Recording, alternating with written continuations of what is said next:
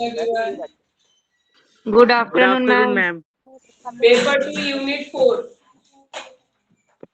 Today we will complete our last topics. Ma'am Two or एक बार three book का नाम topics बता are देना। there.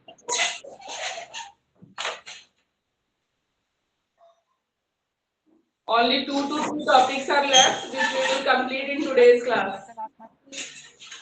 ठीक है, पहला टॉपिक रहेगा आपका normal probability curve, then correlation, then Spearman's correlation. ठीक है, ये दो टॉपिक्स हैं जो आज हम कंप्लीट कर लेंगे। पाकिस्तान जीती है toss. You are watching match of India Pakistan? तो वॉच इट लेटर। ठीक है, पहले क्लास अटेंड कर रहे हैं तो attend your class. Okay ma'am. Okay, normal probability curve. हमारी फाइल कब मिलेगी? हाँ मैम, मिली नहीं है। यहाँ पे आई जो हमारी है, देखना पड़ेगा, बीएससी बीएड वालों की भी होती है, बाकियों की भी होती है। ठीक है, एक बार पूछ लेना। वो हमारी ही लग रही है। हो सकती है, तुम्हारी भी तो आएगी ही ना, तुम्हारी भी हो सकती है। मैम एक बार बुक का नाम बता दो। असेसमेंट, ये assessment for learning paper 2। Hindi में क्या है? अधिगम हेतु आकलन, हिंदी अगर है तो।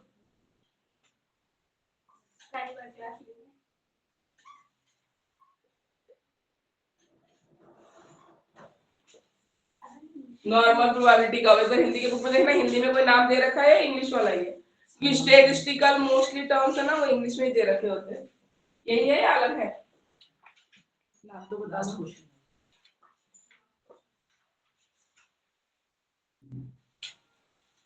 सामान्य संभाव्यता वक्र। ठीक है, normal probability curve. Page number बताना। पेज नंबर 254 हिंदी में।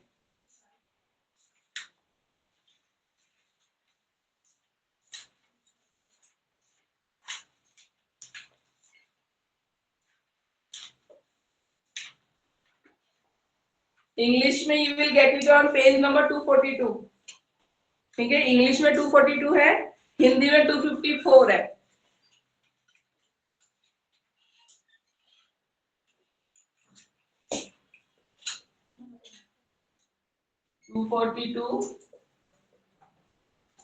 हिंदी 254।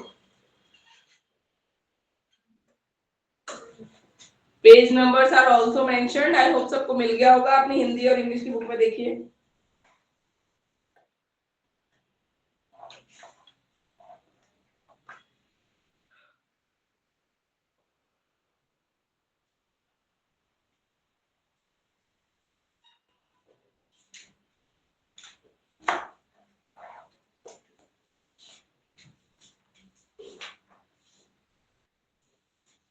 ठीक है, सब कुछ दे ही रखा है।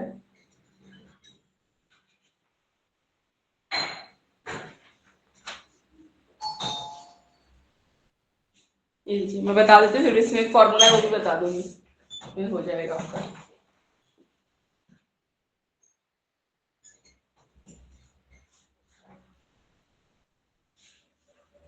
ठीक है, अब पढ़ेंगे पहले characteristics of normal probability curve, और we can call it MPC. Short में हम इसको एमपीसी भी बोलते हैं। ठीक है, नॉर्मल प्रोबेबिलिटी कर्व। तो पहले मैंने बोला आपका सारा मोस्टली थ्योरेटिकल ही आता है, तो उसकी कैरेक्टरिस्टिक्स क्या है वो देख लेते हैं। ठीक है, नॉर्मल प्रोबेबिलिटी कर्व अगर हम ड्रॉ करते हैं, you will get a curve like this. ठीक है, इस तरीके का एक कर्व मिलता है जिसकी जो स्टार्टिंग पॉइंट है और एंड पॉइंट है, ठीक है, वो टच नहीं होती है एक्स एक्सिस में, हल्का सा ऊपर रहता है। ठीक है, तो ज्यादा हम डिटेल में नहीं जाएंगे, ज्यादा इधर बहुत स्टैटिस्टिकल चीजें हो जाएंगी, पर जितना हम समझ सकते हैं उतना हम बिल्कुल समझेंगे। तो ये एक कर्व है जिसको हम क्या बोलेंगे, नॉर्मल। एक सिंपल कर्व बनाओगे जिसके क्या होता है, कर्व के मिड पॉइंट के अलावा जो लेफ्ट है और राइट है, दोनों तरफ डिस्ट्रीब्यूशन जो है डेटा का वो बराबर रहता है। ठीक है, तो एक आपको बेल शेप्ड ऐसी कर्व मिलती है, that is called normal probability curve, जिसका एक्स एक्सिस से कभी टच मत करना, ये टच नहीं होता है, हल्का सा ऊपर होता है, ऐसे बनाया जाता है। ठीक है, टच नहीं होता, एक्स एक्सिस से दोनों तरफ हल्का सा आपको उठा हुआ मिलेगा। तो पहले देखते हैं कैरेक्टरिस्टिक्स क्या है इसकी, ठीक है। कुछ फीचर्स है, कुछ कैरेक्टरिस्टिक्स है। तो it is an unimodal curve, ठीक है। मोडालिटी और मोड, ठीक है। यूनी मॉडल मतलब होता है जिसका मोड एक हो, ठीक है, एक ही मोड। हमने पढ़ा था ना बाई मॉडल भी होता है। तो ये कैसा कर्व रहेगा, यूनी मॉडल कर्व रहेगा, ठीक है। पर इस डिस्ट्रीब्यूशन में यूनी मॉडल कर्व में it is an unimodal curve, पर कभी कभी क्या होता है मीन मीडियन एक होता है और मोर देन वन मोड भी हो सकता है, पर ये कैसा होता है यूनी मॉडल। और मीन जो और मीडियन कैसा रहेगा, वन मीडियन वन मीन, एक मीन रहेगा एक मीडियन रहेगा। और यूनी मॉडल जो कर्व होगी विच हैज इट्स मोड, ये एक वैल्यू होती है। देखो ये तो कैलकुलेशन से निकलता है, आपको याद ही करके लिख देना है, इसमें कुछ करना नहीं है। कहां से आया उसमें जाएंगे तो फिर बहुत टाइम लगेगा, उसमें नहीं जाना हमें, ठीक है। The unimodal curve which has its mode है 0.3989% of frequency lie at mean is called normal curve. Mean मतलब बीच की जो सेंट्रल पोजीशन है ना, इसमें ये मॉडल वैल्यू लाई करती है, इतना ही आपको समझना है। अभी कहां से आया कहां से नहीं उसमें जाएंगे तो हम बहुत वो लग जाएगा, इतना उसमें जाना नहीं है कैलकुलेशंस में, ठीक है। तो कैसा कर्व होता है, यूनी मॉडल कर्व होता है। इट हैज नो स्क्यूनेस और सिमेट्रिकल वैल्यू, ठीक है। मैम आवाज नहीं आ रही आपकी, और वीडियो भी नहीं आ रही। आवाज आ रही। नहीं आ रही, बाकी बच्चों को आ रही है? अब ठीक। यस मैम आ रही है। Yes ma'am. एक काम करें, जिसको नहीं आ रही है उधर रीजॉइन, ठीक है, आप रीजॉइन हो जाइए एक बार। सेकंड पॉइंट को समझने से पहले कैरेक्टरिस्टिक्स वाले दो टर्म्स हम समझते हैं, स्क्वीनेस एंड कर्टोसिस, ठीक है। आपकी हिंदी बुक में क्या है इन वर्ड टर्म्स को क्या बोला है, एक बार दिखाना। स्क्वीनेस एंड कर्टोसिस, ठीक है। अभी देखते हैं, ठीक है, टर्म देखते हैं। ये दोनों टर्म समझ लेते हैं तब आगे का पॉइंट समझ में आएगा। स्क्वीनेस एंड कर्टोसिस क्या होता है।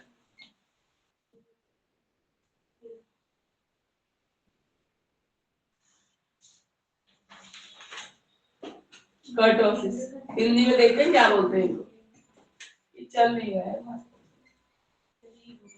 कहाँ गए थे?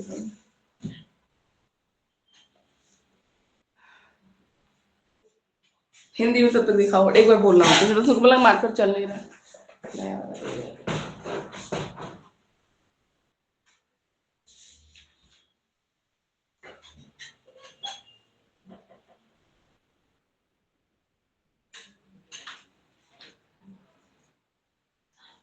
क्या बोलते हैं स्क्वीनेस को, स्क्वीनेस ही।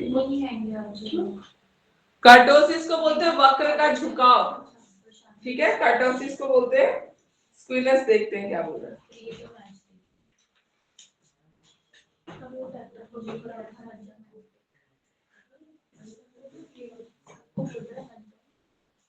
स्क्यूनेस को बोलते हैं,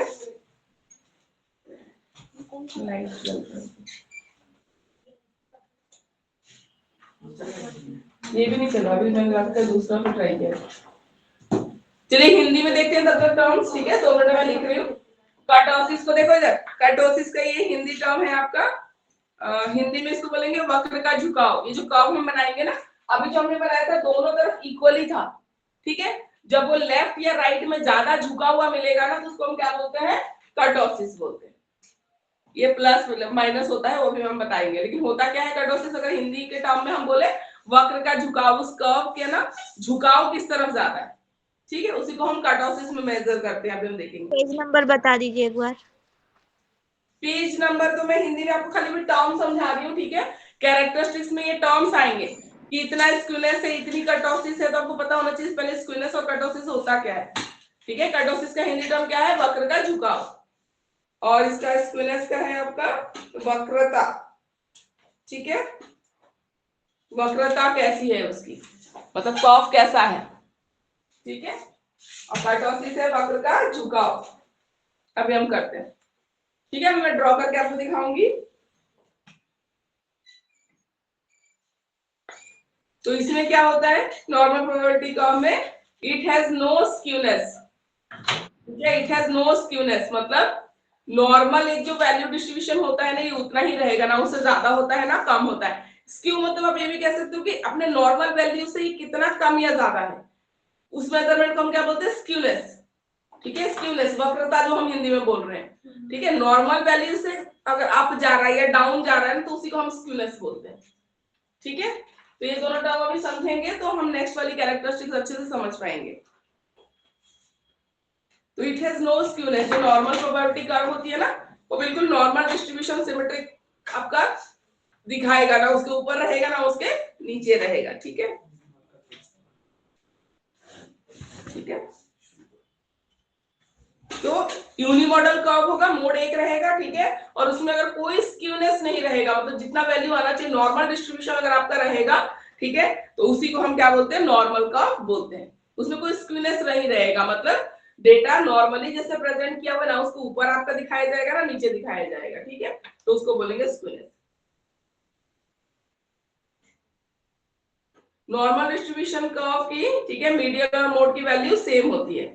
एक वैल्यू पे कंसंट्रेट, एक पॉइंट पे कंसंट्रेटेड होता है और मोड वैल्यू होता है 0.3989, अभी जी भी हमने जो पढ़ा, ठीक है। तो ये नॉर्मल प्रोबेबिलिटी कर्व के लिए कंडीशन होती है, मीन मीडियन सेम होना चाहिए और मोड की वैल्यू इतनी होनी चाहिए। मीसोकार्टिक होता है, मीसोकार्टिक हम दिखाएंगे ड्रॉ करके, ठीक है, एक बार मार्कर आ जाए। अगर कोएफिशिएंट ऑफ कर्टोसिस होता है, ठीक है, झुकाव, ठीक है, झुकाव होता है, जब हम बनाएंगे ना ड्रॉ करेंगे, इधर होता है प्लस, इधर होता है माइनस, ठीक है।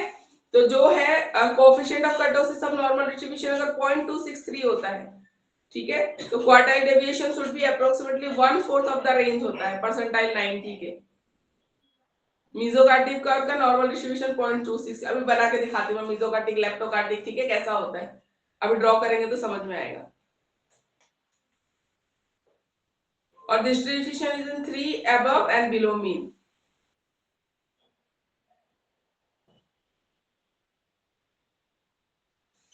मीन बीचों बीच होता है, उसके इधर 3 पार्ट्स में होता है डिस्ट्रीब्यूशन और इधर 3 पार्ट्स में होता है। ये अगर डायग्राम दिया हुआ तो यहाँ आप दे सकते हो मीन के 1 2 3, ठीक है, मीन के इधर 1 2 3 डिस्ट्रीब्यूशन, ठीक है, मीन के दोनों तरफ 3 उसमें डिस्ट्रीब्यूशन होता है। उसको सिग्मा प्लस सिग्मा माइनस बोलते हैं, सिग्मा अबव सिग्मा बिलो, ठीक है, इतने पे नहीं जाते, आप सिंपली लिखना इसको बस। बेल शेप्ड होती है, तो मैंने बनाया था ना अपने मंदिर की जो एक बेल होती है, क्रिसमस बेल्स होती है, उस शेप में दिख रहा था आपको, ठीक है, तो ये कैरेक्टरिस्टिक्स होती है इसकी। Measures of central tendency are equal, mean mode median, ठीक है, सब एक ही पॉइंट पे कंसंट्रेटेड रहते हैं, सेम रहता है। Height of the curve is होती है 0.3989। असिम्प्टोटिक कर्व, ठीक है, असिम्प्टोटिक कर्व का मतलब होता है ये कर्व, ठीक है, लेफ्ट में भी डिक्रीज होती जाएगी, बीच में पूरा हाइट पे रहेगा, इधर भी क्या होगी, धीरे धीरे डिक्रीज होगी, इधर भी धीरे धीरे डिक्रीज होगी इक्वली, लेकिन एक्स एक्सिस को जाके एंड में टच नहीं करती है, ठीक है, इसका मतलब ये होता है, इसका मतलब होता है असिम्प्टोटिक का मतलब ये होता है, ठीक है, दोनों तरफ इक्वली डिक्रीज होगी और लास्ट में जाके एक्स एक्सिस पे टच नहीं करेगी, वो फिर निकल जाती है, ऐसे जैसे मैंने ड्रॉ किया था उस तरीके से, उसको बोलते हैं asymptotic. Never meet at X axis पे, कभी जाके मिलेगी नहीं। नॉर्मल प्रोबेबिलिटी कर्व में बीचों बीच आपका ऐसे पॉइंट था, फिर ऐसे आ रहा था और ऐसे आ रहा था ना, मतलब 50% अबव और 50% बिलो था वहां पे। मीन 0 थी और मीन को हमेशा 0 लेते हैं और ऑलवेज उसको रेफरेंस पॉइंट लेते हैं जो बीच वाला पॉइंट, ठीक है, वहीं से फिर हम देखते हैं कि लेफ्ट साइड में झुकाव है या राइट साइड में झुकाव है या डिस्ट्रीब्यूशन कैसा है, ठीक है, मीन हमेशा 0 लेते हैं और उसको हम रेफरेंस पॉइंट लेते हैं। नॉर्मल कर्व की स्टैंडर्ड डेविएशन, पिछली बार हमने सीखा था स्टैंडर्ड डेविएशन कैसे निकालते हैं, पिछली बार सीखा था हमने स्टैंडर्ड डेविएशन, तुम नहीं आए थे, क्लास भी नहीं देखी, फॉर्मूला एक लिखा था हमने, फॉर्मूले से निकाल रहे थे, डेविएशन निकाल रहे थे, एक बार देख लेना बेटा, स्टैंडर्ड डेविएशन इंपॉर्टेंट होता है, नहीं समझ में आए तो पूछ लेना अगली बार क्लास में आके, एक बार वीडियो देख लेना, बुक में भी देख लेना, फिर भी कोई डाउट रहे तो पूछ लेना, स्टैंडर्ड डेविएशन आता है, ठीक है। स्टैंडर्ड डेविएशन जो नॉर्मल प्रोबेबिलिटी कर्व होगी उसका स्टैंडर्ड डेविएशन हमेशा कितना होना चाहिए, 1 होना चाहिए, ठीक है। और पॉइंट ऑफ इनफ्लक्चुएशन, इनफ्लक्चुएशन क्या होता है, जो चेंज आता है ना, चलते चलते जो सडन चेंज आती है, इनफ्लक्चुएशन जो होता है वो 0.-1 unit above and below mean. Fluctuation कितने का आ सकता है, मीन के अबव -1 और बिलो +1 का आ सकता है, इससे ज्यादा फ्लक्चुएशन नहीं आता अगर वो नॉर्मल प्रोबेबिलिटी कर्व है तो। The distribution of frequency percent has a definite limits, ठीक है, ये जो कर्व हम बनाते हैं ना, यहाँ पे जो भी हम डिस्ट्रीब्यूशन दिखा रहे हैं फ्रीक्वेंसी की, उसकी एक लिमिट होती है, जिससे लिमिट में क्या है, the middle 68% frequency are between -1 and +1। बीच का जो 68% जो वैल्यू है, डेटा है, फ्रीक्वेंसी है, ठीक है, वो -1 और +1 के बीच ही रहता है, ठीक है।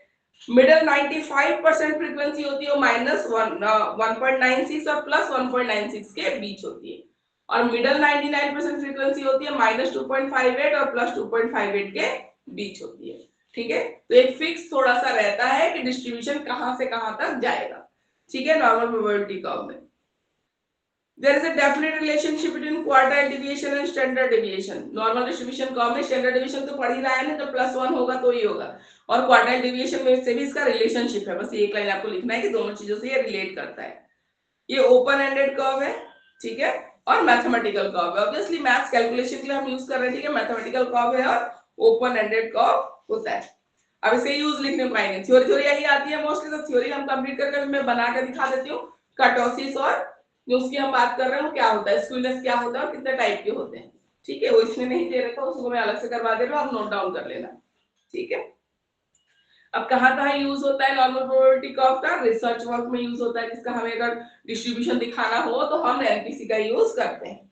मेजरमेंट एंड टेस्ट कंस्ट्रक्शन, ठीक है, बच्चों के लिए टेस्ट बनाना हो या उनके मार्क्स का मेजरमेंट रिप्रेजेंट करना हो ग्राफिकली तो इसको यूज करते हैं। स्टैटिस्टिकल ट्रीटमेंट, डेटा को गैदर करना, प्रेजेंट करना, ठीक है, उसको स्टैटिस्टिकल ट्रीटमेंट बोलते हैं। एडमिनिस्ट्रेशन वर्क में भी आप इसको यूज कर सकते हो, ठीक है, नॉर्म्स डेवलप करने के लिए, कोई रूल बनाने के लिए, नॉर्म बनाने के लिए, ठीक है, आप यूज कर सकते हो। Test items, difficulty values, test item की डिफिकल्टी वैल्यू चेक करने के लिए भी आप एनपीसी का यूज कर सकते हो। कंपैरिजन ऑफ टू डिस्ट्रीब्यूटर्स, कोई भी दो डिस्ट्रीब्यूशन में कंपेयर करना है आपको तो भी आप इसका यूज कर सकते हो। एंड लेवल्स ऑफ सिग्निफिकेंस, ठीक है, ये अलग अलग लेवल को सिग्निफाई करता है जो एनपीसी है, ठीक है। यहाँ तक थ्योरेटिकल पोर्शन आपको है समझ में। कैरेक्टरिस्टिक में ये वैल्यू आपको याद करके लिख देना है, इसमें आपको कहीं नहीं जाना कि 0.39 कहां से आया है और ये कहां से आया, लिखना है बस। हाँ, जो चीज है कि भाई बिल्कुल बिना समझे कोई कैसे लिखेगा, तो मैं स्क्यूनेस और कर्टोसिस के हिसाब से आपको एनपीसी के टाइप्स बता देती हूँ, ठीक है। चलिए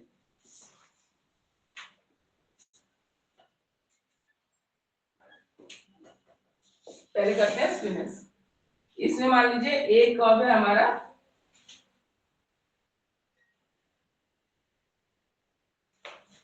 ठीक है, तो ये बिल्कुल सेंटर में है ऐसे। देखो अभी ऐसे ही बनाया है रफली, तो इतना हो सकता है आपको इक्वल ना दिख रहा हो, पर फिर भी आपको लग रहा है कि दोनों तरफ जो डिस्ट्रीब्यूशन है कैसा है, इक्वल है, ठीक है। तो इसको हम बोलेंगे नॉर्मल डिस्ट्रीब्यूशन। कैसा डिस्ट्रीब्यूशन है, नॉर्मल, ये नॉर्मल है। अब हम बोलेंगे left squid curve. Left squid curve होगा, ये साइड लेफ्ट साइड अगर माने तो इधर डिस्ट्रीब्यूशन ज्यादा होता है, वो कैसे ड्रॉ करते हैं हम, ठीक है, वो कर्व होगा थोड़ा कुछ इस तरीके का, बराबर करके थोड़ा सा इधर ज्यादा करना है।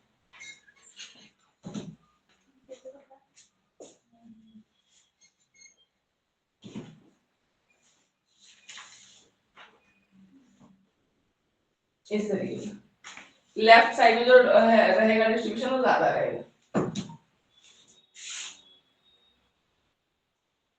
ठीक है। अब ये देखोगे तो इधर ज्यादा है ना, और इधर कम है, तो ये क्या हो जाएगा, लेफ्ट स्क्वीड। इसको हम क्या बोलेंगे, लेफ्ट स्क्वीड, लेफ्ट की तरफ ज्यादा झुका हुआ है, ठीक है। ऐसे ही सेम अगर राइट की तरफ आपका कर्व ज्यादा झुका हुआ है तो राइट स्क्वीड होता है, ठीक है।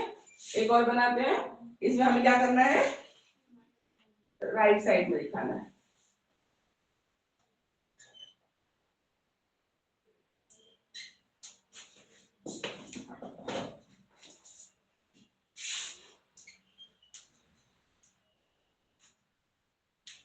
ठीक है। ऐसे करो, मतलब ये तो लेफ्ट में ही ज्यादा लग रहा है, राइट में ज्यादा होना चाहिए, ठीक है।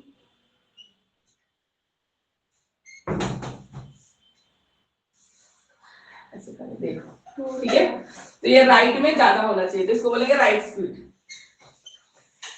राइट की तरफ झुका हुआ। तो स्क्यूनेस में ये तीन टाइप के आपके होते हैं, ठीक है। स्क्यूनेस होती है वक्रता, आपका कर्व कैसा है, ठीक है, किस तरफ उस कर्व का झुकाव ज्यादा है। अगर दोनों तरफ बराबर है तो नॉर्मल है, अगर लेफ्ट साइड में ज्यादा है तो उसको हम लेफ्ट स्क्वीड बोलते हैं कर्व, और अगर राइट में ज्यादा है तो राइट स्क्वीड बोलते हैं। ये टाइप्स हो गए, ठीक है। अब हम देखेंगे कर्टोसिस, ठीक है, कर्टोसिस।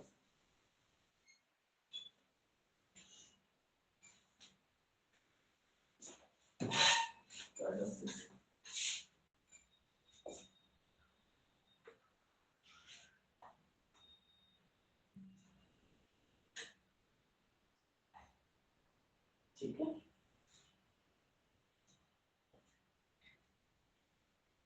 ये मान लो आपका नॉर्मल कर्व है।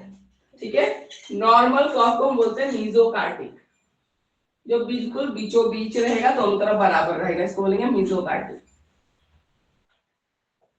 मीजोकार्टिक, ठीक है। मीजोकार्टिक जो कर्व होता है उसकी जो कर्टोसिस होती है, कैलकुलेट करके निकाला हुआ वैल्यू है, तो आपको याद रखना है बस। इसकी कर्टोसिस कितनी होती है? इक्वल टू 3 होती है। ठीक है, वक्र का झुकाव जो है हम कर्टोसिस को बोल रहे हैं। ठीक है, कितना रहेगा? 3 रहती है, इसकी वैल्यू कितनी रहती है? मीजोकार्टिक की 3 रहती है। ठीक है, अब जैसे ही कर्टोसिस की वैल्यू 3 से बढ़ी, ज्यादा हुई, वो कर्व ना स्लाइडली इसके ऊपर चला जाएगा। ठीक है, 3 और 3 से वैल्यू कम होगी तो क्या होगा? नीचे आ जाएगा। ठीक है, तो उसके भी अलग अलग नाम है, वो देखते हैं।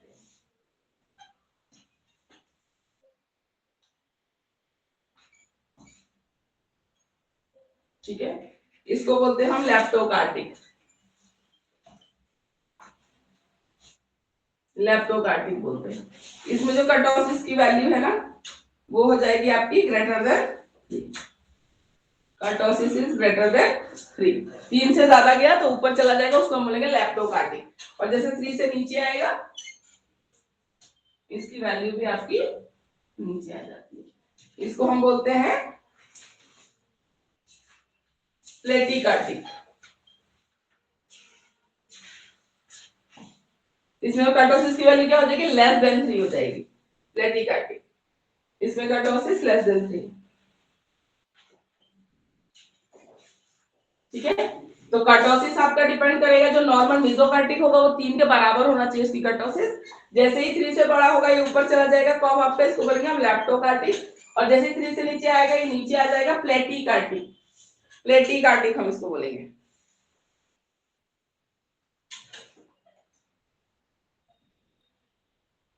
तो स्क्विनेस और कर्टोसिस दोनों क्या बता रहे हैं? किसी भी डिस्ट्रीब्यूशन का शेप बता रहे हैं आपको कैसा होगा। लेफ्ट की तरफ झुका हुआ मिलेगा, राइट की तरफ झुका हुआ मिलेगा। ठीक है, ये यहाँ इस हाइट तक जाएगा कि नीचे रहेगा कि कहाँ रहेगा, यही बता रहा है आपको। ठीक है, तो डिस्ट्रीब्यूशन बताता है। कर्टोसिस एंड स्क्विनेस आपको क्या बता रहा है? डिस्ट्रीब्यूशन बता रहा है। स्क्विनेस बता रहे हैं कि मीन के अराउंड कितना डेविएशन रहने वाला है, कैसा रहने वाला है। ठीक है, तो ये हो गया स्क्विनेस एंड कर्टोसिस। अब इसका सेकंड पॉइंट पढ़ेंगे तो हमें समझ में आएगा कि क्या बोल रहा है। तो ये जो चीज कैसा कारक रहेगा? ये मीजोकार्टिक रहेगा। नॉर्मल प्रोबेबिलिटी का आप कैसा रहेगा बेटा? मीजोकार्टिक रहेगा। ठीक है, इक्वल डिस्ट्रीब्यूशन रहेगा दोनों तरफ। ठीक है, और कर्टोसिस की वैल्यू कितनी रहेगी? 3 रहेगी इसकी। उसके बाद distribution is 3 above and below mean. ये मैंने बोल दिया कि ये बीच में अगर मीन लेते हैं 0 रेफरेंस पॉइंट, तो 1 2 3 1 2 3 ऐसे हम 3 उसमें डिवाइडेड लेते हैं। बेल शेप और बाकी मैंने बता दिया। ठीक है, स्क्विनेस और कर्टोसिस थी दो चीजें जो समझनी थी, वो ये है। ठीक है, क्लियर है सबको? Online students, is it clear? Yes ma'am. ठीक है, कोरिलेशन पे चल सकते हैं ना? किसी को कोई डाउट तो नहीं है? बाकी आपको याद ही करना है, जो वैल्यूज है वो याद करके लिख दीजिए, क्योंकि थ्योरेटिकल ही आएगा आपका ज्यादा। ठीक है, ये आप बना के ड्रॉ करके दिखा देना दो क्वेश्चनों को। इसमें तो कोई डाटा वैल्यू कुछ नहीं है, ऐसे बनाओ, इसका नाम याद कर लो और यहाँ लिख दो कर्टोसिस की वैल्यू इतनी है, इतनी है, ऐसी है। ठीक है, मीजोकार्टिक 3 टाइप्स दिखा देना, और वो दिखा देना कि लेफ्ट स्क्विड, राइट स्क्विड और नॉर्मल वाला, बस। इसमें ये दो चीजें आप ऐड कर देना, जब नॉर्मल प्रोबेबिलिटी कर्व लिखोगे तो अच्छा रहता है आंसर। ठीक है, एक बार हिंदी की बुक में भी कुछ दिखा हो दिया हो, एक बार दिखाना।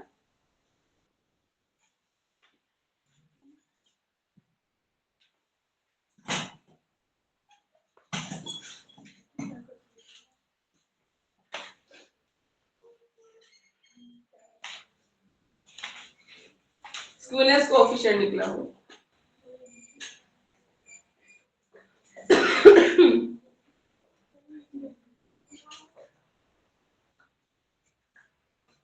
स्टैंडर्ड डेविएशन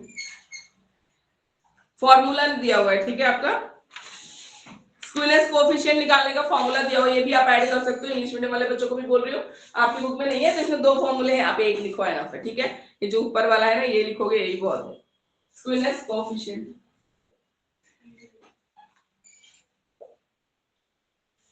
एक बस यही बहुत है, और बाकी कैरेक्टरिस्टिक्स वगैरह लिखना है। स्क्विनेस कोएफिशिएंट है। ठीक है, इसको हम एस के बोलते हैं, तो ये हो जाएगा 3 mean minus median divided by standard deviation, divided by standard deviation. Mean median तो इसमें सेम ही होता है, ठीक है ना, मीन मीडियन सेम ही होता है, तो 3 इंटू 0 क्या हो जाएगा 0। अभी बोला ना हमने मीन मीडियन नॉर्मल प्रोबेबिलिटी का क्या होता है, सेम ही होता है, 0 होता है, ठीक है। स्टैंडर्ड डेविएशन का आंसर कितना आएगा 0, ठीक है।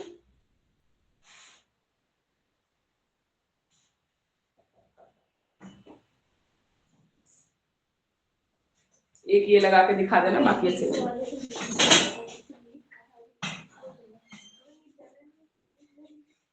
अब चलते हैं कोरिलेशन, ठीक है, कोरिलेशन, उसमें स्पीयरमैन कोरिलेशन भी करेंगे।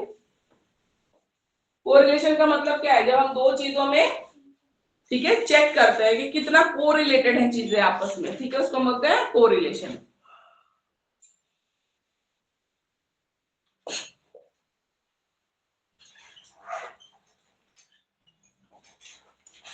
कोरिलेशन, कोरिलेशन दो टाइप की होती है। कोरिलेशन होता क्या है, जब हम दो चीजों को, दो वेरिएबल्स को ले लो, दो डेटा ले लो, जो हम आपस में कंपेयर कर रहे होते हैं कि दोनों का रिलेशनशिप कैसा है।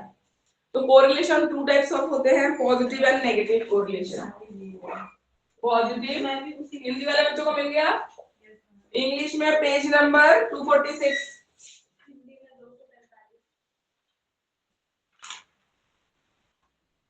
पॉजिटिव कोरिलेशन है, नेगेटिव कोरिलेशन। हिंदी में पेज नंबर कितना है? इंग्लिश में है 246।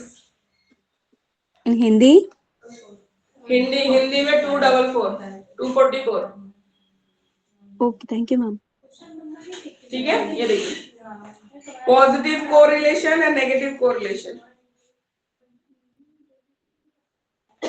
पॉजिटिव कोरिलेशन क्या होता है, जब अगर एक वेरिएबल की वैल्यू है वो इंक्रीज हो रही है, ठीक है, तो दूसरी के साथ क्या हो रही है, इंक्रीज हो रही है, तो उसको बोलेंगे पॉजिटिव कोरिलेशन। एक रिलेशनशिप भी देखो, ठीक है, किसी का भी, तो पॉजिटिव रिलेशनशिप कब रहता है, जब एक दूसरे को ग्रो करने में हेल्प कर रहे हैं। ऐसा नहीं कि एक ही एक ग्रो कर रहा है और दूसरे को पीछे धकेल रहे हैं, या एक की वैल्यू बढ़ रही है और दूसरी की, बिल्कुल एक की वैल्यू बढ़ रही है और दूसरा इग्नोर कर रहा है, उसकी वैल्यू घट रही है, ठीक है। मैरिजेस में भी अगर सिर्फ हस्बैंड अपने सक्सेस के लिए है, वाइफ पढ़ी लिखी है ना, तो वही देख लो, अगर उसको बोला जाए कि नहीं आप मतलब सारा घर और बाकी रिस्पॉन्सिबिलिटी आप ही संभालोगे, मेरा ही सिर्फ कैरियर है, तो वो चीज हो जाती है। तो पॉजिटिव रिलेशनशिप में उसमें आप उसको ग्रो नहीं करने दे रहे हो, ठीक है ना, या साथ में ग्रो करो, थोड़ा कम ज्यादा चलता है, पर बिल्कुल किसी को बैक सीट पे ढकेल देना, दैट्स नॉट गुड। तो पॉजिटिव कोरिलेशन वही है, आप रिलेशन ही समझो जब दोनों साथ में ग्रो करेंगे, मतलब एक की वैल्यू अगर बढ़ती है तो दूसरे की भी बढ़ती है, और एक की अगर बाई चांस कम हो रही है तो दूसरे की भी कम होती है, ठीक है।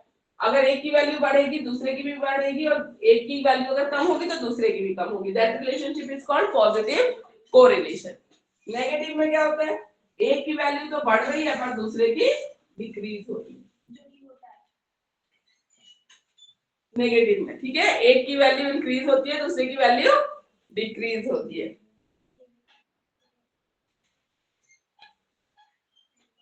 या एक की डिक्रीज होगी तो दूसरे की इंक्रीज होगी, वाइस वर्सा, ठीक है, एक की इंक्रीज होगी तो दूसरे की डिक्रीज होगी, या वाइस वर्सा, एक की अगर डिक्रीज हो रही है तो दूसरे की इंक्रीज हो जा रही है, ठीक है। ऐसे रिलेशनशिप को या रिलेशन को, कोरिलेशन को हम क्या बोलेंगे, नेगेटिव कोरिलेशन। पॉजिटिव में या तो दोनों की वैल्यू बढ़ेगी या दोनों की घटेगी, इसमें एक की बढ़ेगी तो दूसरे की घटेगी, अगर एक की घट रही है तो दूसरे की बढ़ जाएगी, ठीक है, तो इसको बोलते हैं हम नेगेटिव कोरिलेशन।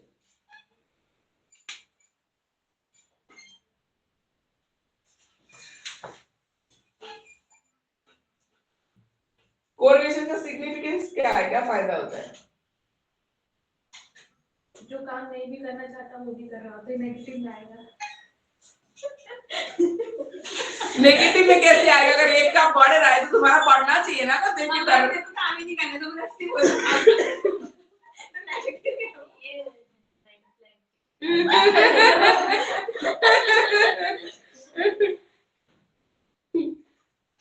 उसको चूज करने में भी टाइम है, पहले तो डेटा पे फोकस कर लो, है ना।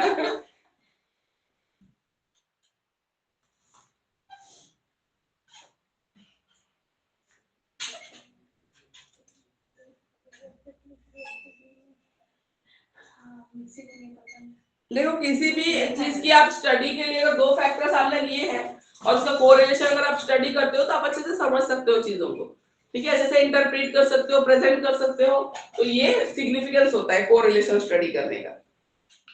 मतलब जो भी अदर टाइप का डेटा है वो हैंडल करने। हाँ, या प्राइमरी डेटा सोर्स है, दो डेटा आपने कलेक्ट किया है और दोनों का आप एक देख रहे हो कि क्या दोनों में रिलेशनशिप है, ठीक है, तो वो अच्छा रहता है, आपको वो चीज अंडरस्टैंडेबल होगी ज्यादा, रिप्रेजेंट आप भी अच्छे से कर सकते हो, ठीक है, बता सकते हो दूसरों को कंपेयर करने के बाद। तो कोरिलेशन को इंटरप्रेट करने के लिए चार इंफॉर्मेशन है जरूरी जो हमें चाहिए होती है। The numerical value of the correlation coefficient, ठीक है, कोरिलेशन ऑफ कोएफिशिएंट हमें पता होना चाहिए जो 0.0 से 1 तक हो सकता है, मतलब 0 से लेके 1 तक, 0.5 भी हो सकता है, 0.2 भी हो सकता है, 1 तक जाएगा, लेकिन मिनिमम 0 मैक्सिमम 1। जितना आपका कोरिलेशन 1 से क्लोजर रहेगा ना, उतना आपके दोनों फैक्टर्स के बीच की जो रिलेशनशिप होगी वो स्ट्रॉन्गर होगी।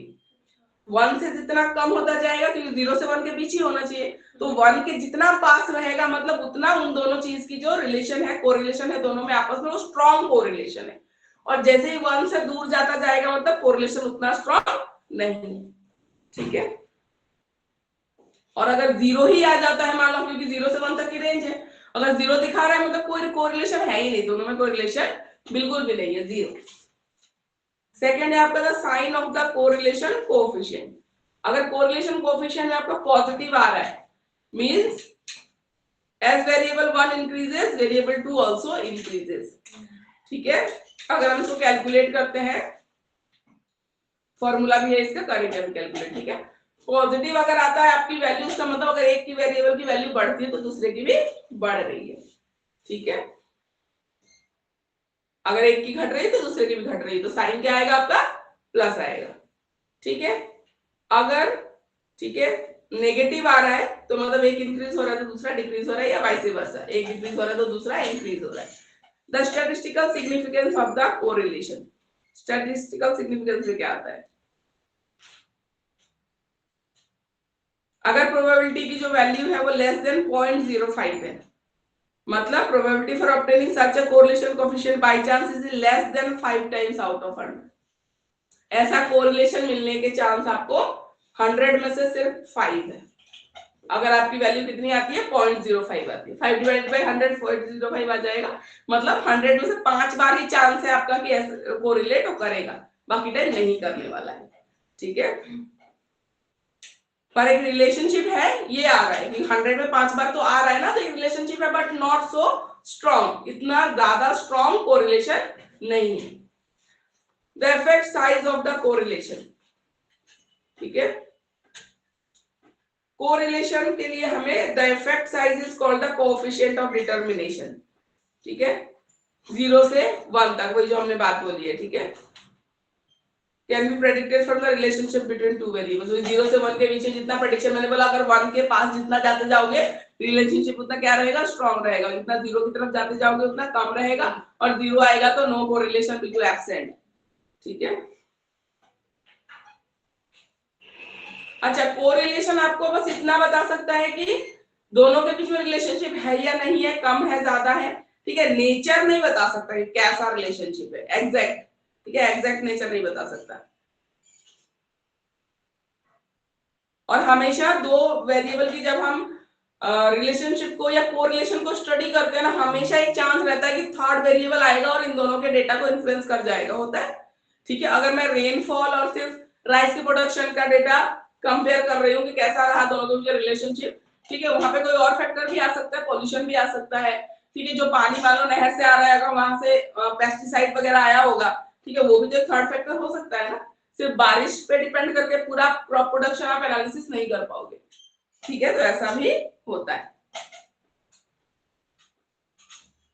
तो हमेशा दो ही फैक्टर वेरिएबल्स को स्टडी करना इज नॉट सो प्रैक्टिकल, क्योंकि हमेशा दो फैक्टर से ज्यादा ही होते हैं जो एक सिस्टम को, चीज को इन्फ्लुएंस कर रहे होते हैं। तो सिर्फ दो डेटा, दो वेरिएबल लेके एनालिसिस करके हम एक्यूरेट रिजल्ट पे कभी भी नहीं पहुंच सकते।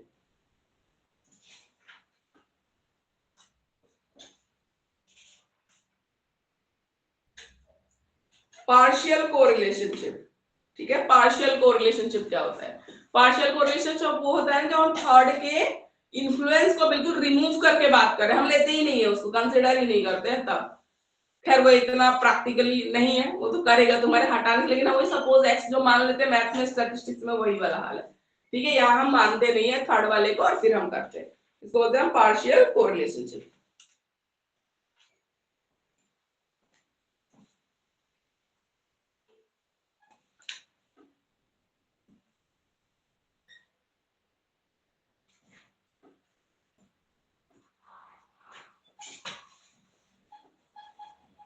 उसके बाद आते हैं मल्टीपल कोरिलेशन।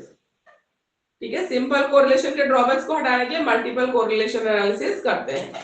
इसमें एक्चुअल जो क्राइटेरियन वेरिएबल होता है, जो एक्चुअल वेरिएबल हम लेते हैं वो, और प्रेडिक्टेड क्राइटेरियन वेरिएबल, और जो प्रेडिक्शन में जो वेरिएबल आ सकता है कि इतना नहीं इतना होना चाहिए था, ठीक है, उसकी कोरिलेशनशिप को जब देखते हैं उसको बोलते हैं मल्टीपल कोरिलेशन एनालिसिस। ठीक है, अब स्पीयरमैन रैंक कोरिलेशन जाने से पहले हम देख लेते हैं हिंदी की थ्योरी में कितना दिया हुआ है कोरिलेशन के बारे में।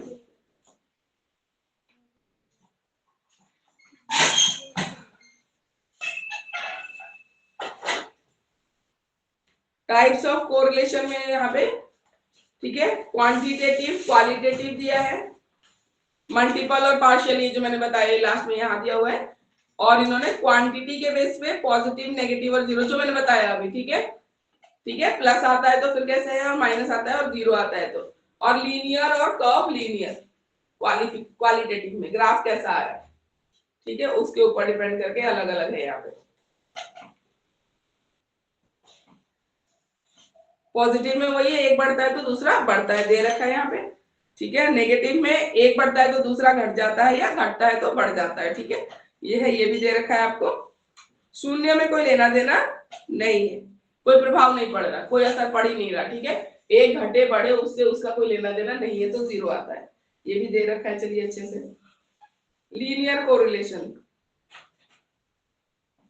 जब जैसे दो चीजों में तुम लोगों ने वो साइंस में ओम्स लॉ का ग्राफ पढ़ा था, लीनियर सीधा स्ट्रेट लाइन आता है, मतलब जितना इंक्रीज यहाँ पे हो रहा है ना एक वेरिएबल में, उतना ही दूसरे में हो रहा है, बराबर बराबर होता जाएगा। तब आपको कैसी ग्राफ मिलती है, हमेशा ऐसी एक स्ट्रेट लाइन मिलती है ग्राफ में, मिलती है ना, हो सकता है यहाँ से मिले, ऐसे मिले, मिलती है ना, स्ट्रेट लाइन मिलती है। और ये स्ट्रेट लाइन कब मिलती है, जब दो वेरिएबल्स के बीच में जो हम एक्स और वाई पे जो दो डेटा लिखते हैं ना, वो दोनों बराबर बराबर चेंज हो। अगर यहाँ 5 का चेंज आ रहा है तो यहाँ भी उतना ही आ रहा है, यहाँ 10 का आ रहा है तो वहां भी उतना ही आ रहा है। तो पॉइंट जब हम सर्कल लगा के पुट करके ऐसे जोड़ते हैं तो हमें कौन सा ग्राफ मिलता है, स्ट्रेट लाइन मिलती है। ठीक है, तो ये कोरिलेशन को क्या बोलेंगे हम, linear correlation.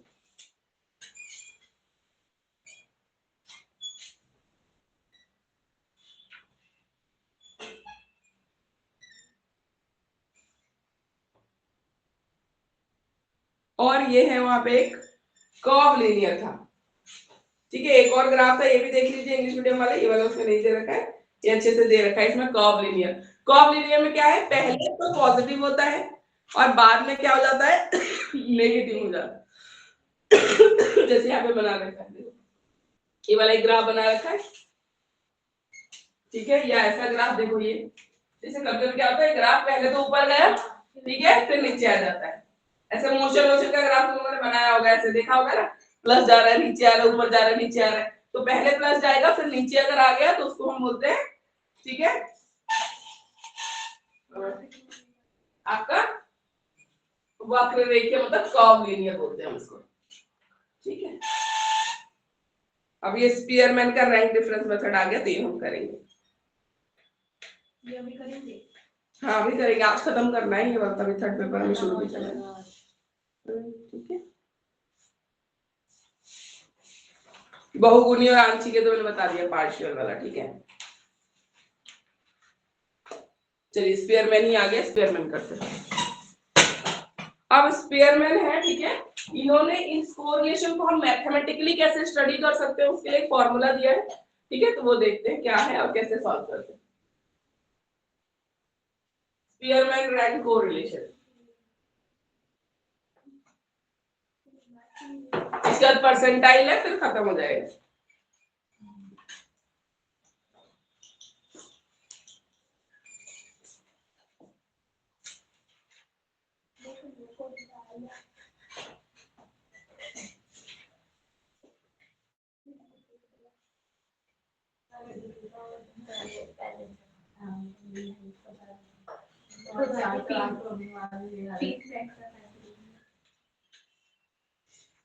Spearman rank correlation, ठीक है। सी स्पीयरमैन है जिन्होंने इसको बनाया था, ठीक है। मैथमेटिकली हम कैसे रिलेशनशिप कैलकुलेट कर सकते हैं, ठीक है। इसका एक फॉर्मूला है, फॉर्मूले से पहले हम देखते हैं कि कैसे इसको कैलकुलेट करते हैं। एक मेथड करेंगे, ना एक मेथड में कर देती हूँ, बस बहुत है।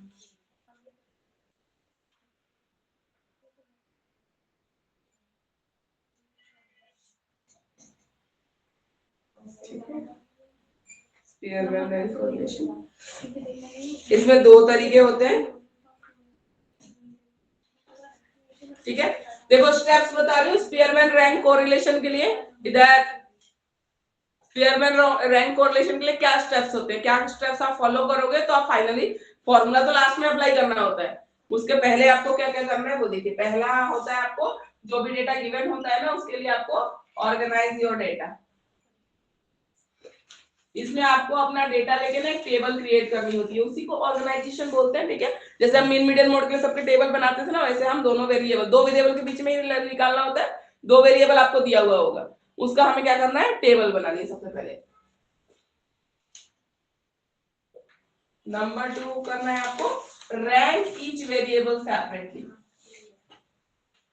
हर वेरिएबल को क्या करेंगे, रैंक देंगे, हम देंगे अपने हिसाब से देंगे, ठीक है। Rank each variable separately, step लिख लीजिए आप लोग, separately. Third one is handle ties, इसका मतलब क्या होता है बताइए। टाई हो जाती है ना जब दोनों का बराबर आ जाता है, वो टाई की बात कर रहे हैं हम यहाँ पे, ठीक है। Handle ties, tie tie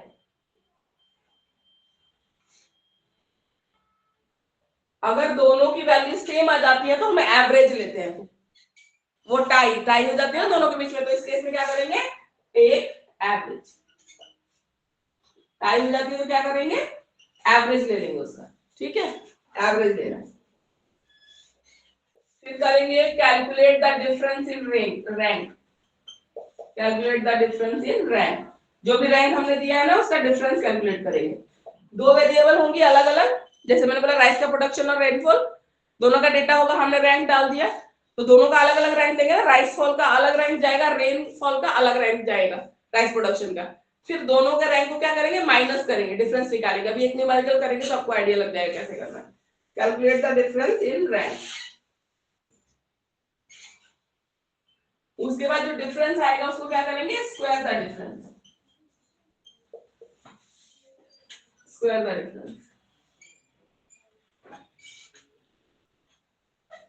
square the difference, ठीक है। Sum the square difference,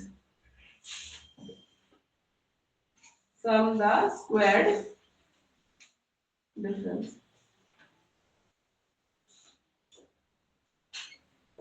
sum the square difference. उसके बाद जितना भी डिफरेंस का स्क्वायर निकाला था उसका प्लस कर देना है, समेशन जो हम लेते थे ना वैसे समेशन निकालना है, इसका टोटल कर लेना है। और उसके बाद लास्ट में है apply the formula, apply the formula. Everyone right this, online students also note it down. हम एक एग्जांपल लेंगे और हम इसको सॉल्व करेंगे।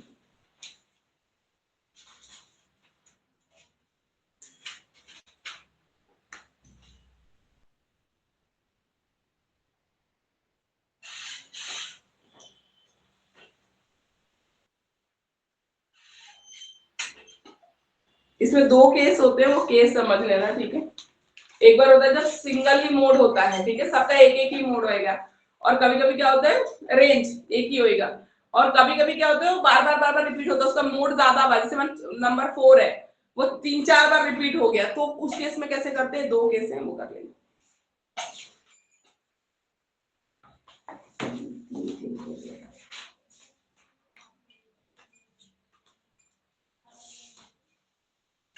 इसमें तो बहुत बड़ा ले रखा है, ए बी, फिर ये से 3 जज क्यों बिठाने, 2 ही में लो,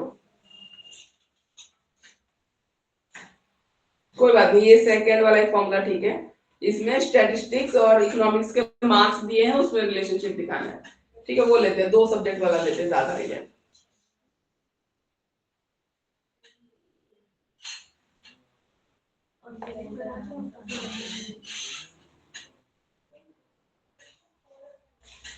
दो केस होते हैं, एक बार एक ही बार रिपीट हो रहा है और एक में है 2 बार रिपीट हो जाता है कोई नंबर, तो कैसे करते हैं बस।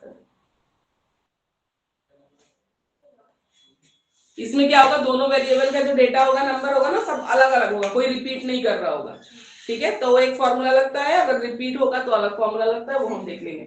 डन। ऑनलाइन स्टूडेंट्स लिख लिया आपने? Yes ma'am. Yes ma'am. Okay, ma'am ये स्टेप्स है, ठीक है। How you are going to calculate Spearman's rank coefficient, ठीक है। कैसे हम कैलकुलेट करते हैं, ये स्टेप्स है, अभी हम सॉल्व करेंगे with the help of example.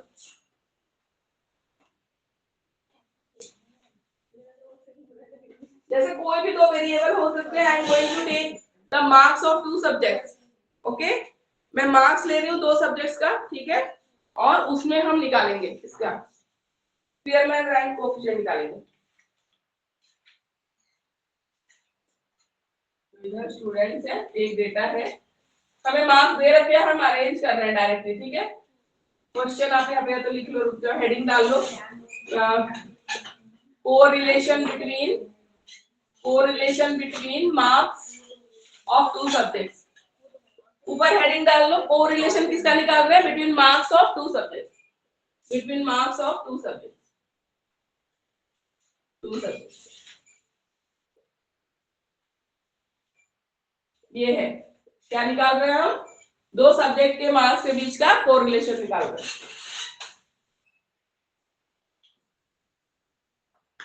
Marks in statistics, English Hindi लिख लो, ठीक है। इसकी रैंक, ठीक है, और रैंक इसको R1 नाम दे देते हैं, और दूसरे सब्जेक्ट की रैंक को R2 नाम दे देंगे, ठीक है। Mark in Hindi, marks in Hindi, और इसको हम जो रैंक देंगे वो अपने आप देंगे, R2 लिख देते हैं। और हमें क्या क्या निकालना था, अपने आप बताओ स्टेप्स पढ़ के। जब रैंक गिवन करेंगे उसके बाद क्या करना है, उसके बाद डेविएशन निकालना है, डिफरेंस निकालना है, सॉरी नॉट डेविएशन, डिफरेंस निकालना है R1 और R2 का। क्या पे क्या निकालेंगे, डिफरेंस, R1 माइनस R2। उसके बाद क्या करना था, पढ़ के बताओ क्या करना है। टेबल ही नहीं दे रही। अरे अभी लिखवाए हैं, उसमें लिखवाया है ना, पहले डिफरेंस निकाल लो, उसमें पढ़ के बताओ। स्क्वायर करना है। अब डिफरेंस का स्क्वायर करना है, ठीक है। तो डिफरेंस को मान लो डी से डिनोट कर देते हैं, ठीक है। तो डी का क्या करना है, स्क्वायर निकालना है। उसके बाद क्या करना था, लास्ट में हम समेशन ऑफ डी स्क्वायर निकालेंगे, ठीक है। तो पहले देखते हैं मार्क्स क्या क्या दे रखे हैं। पहला है स्टूडेंट ABCD, लिख लो नाम, 5 बच्चे हैं ABCD E।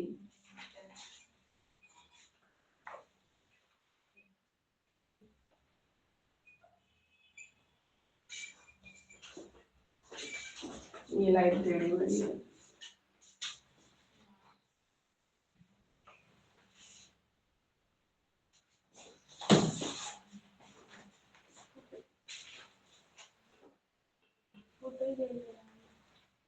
ठीक है।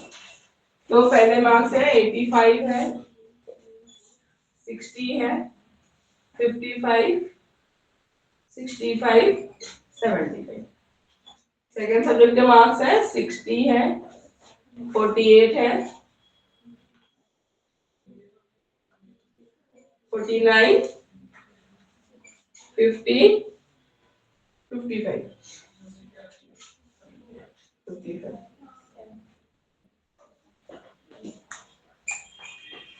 ठीक है, अब हमें क्या करनी है, मार्क्स, ये दो वेरिएबल, कोई भी दो वेरिएबल आपको हमेशा गिवन रहेगा स्पेयरमैन रैंक कोरिलेशन के लिए, ठीक है। ये दो वेरिएबल है, अब हमें क्या करना है, अपने हिसाब से इनको रैंक देना है। तो नंबर 1 रैंक किसको देंगे, जो हाईएस्ट होगा, उसके बाद उससे ज्यादा लोएस्ट तक आप रैंकिंग करते जाओ इसकी, ठीक है। तो सबसे ज्यादा इसमें 85 ही है 1, इससे कम क्या है 75 2, ठीक है 2। दोनों में मैम रैंक 1 रैंक 2 में। हाँ मतलब रैंकिंग करते जाओ ना नंबर का, ठीक है। अभी ये हिंदी में भी करेंगे। हिंदी में हाँ दोनों में करें, पहले एक का कर लेते फिर दूसरे का कर लेते। 75 के बाद कितना आ जाएगा 65, इसके बाद आ जाएगा 60 और इसके बाद आ जाएगा 55, ठीक है। इसके बाद इसकी रैंकिंग देखो, हाईएस्ट ये भी यहाँ पे 1 यही है, 2 क्या है यहाँ पे, ये रहा, 3 क्या है, ये 3 रहेगा, ये 4 रहेगा, ये 5 रहेगा। आया समझो रैंकिंग कैसे करते हैं, कुछ नहीं करना है आपको, हाईएस्ट वाले को नंबर 1 दे देना है और उसके बाद से आप उसको कम करते जाइए, जो सेकंड है उसको 2, जो थर्ड है उसको 3, फोर्थ है उसको 4, ऐसे कर। हाईएस्ट वाला ऑब्वियसली नंबर 1 होता है, ऐसे याद कर लो। सबसे ज्यादा जो आता है वही फर्स्ट आता है, उसी को 1 नंबर देना है, नंबर 1 रैंकिंग देनी है। अब क्या करना है आपको, रैंक्स का डिफरेंस निकालना है, माइनस करेंगे रैंक 1 माइनस करेंगे, ठीक है। चलो माइनस करते हैं, 1 -1 0 हो गया यहाँ पे, 4 - 5 -1। अच्छा रैंक हाँ ये R1 -R2 है ना, रैंक ही तो है, क्या लिख लो रैंक, रैंक है ना, R1 R2 क्या है, रैंक है। उसके बाद है 5 - 4 1, 3 - 3 0, 2 - 2 0। इसको स्क्वायर कर दो, 0 का स्क्वायर तो 0 ही आएगा, 1 का 1 ही आएगा, 0 का 0 आएगा, 0 का 0 आएगा, ये हो गया d स्क्वायर।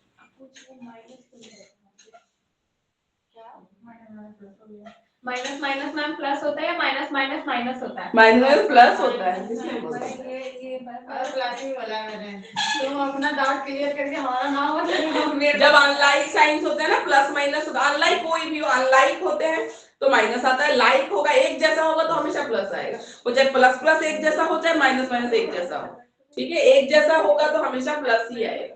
यहाँ तक क्लियर हो गया आपको। अब यहाँ हमारा डी स्क्वायर भी आ गया, हमें और क्या चाहिए था, समेशन ऑफ डी स्क्वायर चाहिए था, इस पूरे का प्लस चाहिए था, तो समेशन ऑफ डी स्क्वायर यानी निकाल लेते, कितना आएगा 2, कितना है समेशन ऑफ डी स्क्वायर 2 आएगा।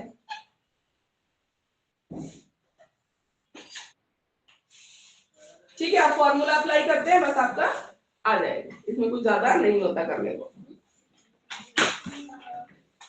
स्मॉल आर से डिनोट करते हैं, ठीक है, स्मॉल आर से।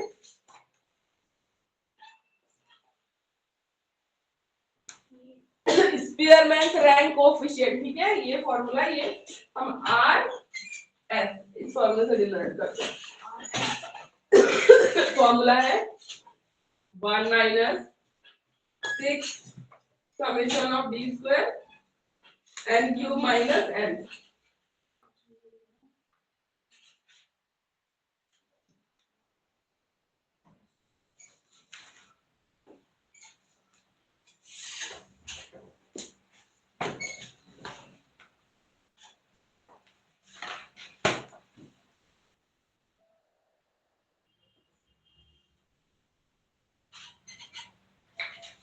n क्या होता है, नंबर ऑफ ऑब्जर्वेशन होता है। सॉल्व करिए, अपने आप सॉल्व करो। चलो समेशन ऑफ डी स्क्वायर आपको पता है, नंबर ऑफ ऑब्जर्वेशन कितना है 5 है, ठीक है। डालो देखो कितना आ रहा है, सॉल्व करो अपने आप, कितना आ रहा है कोरिलेशन।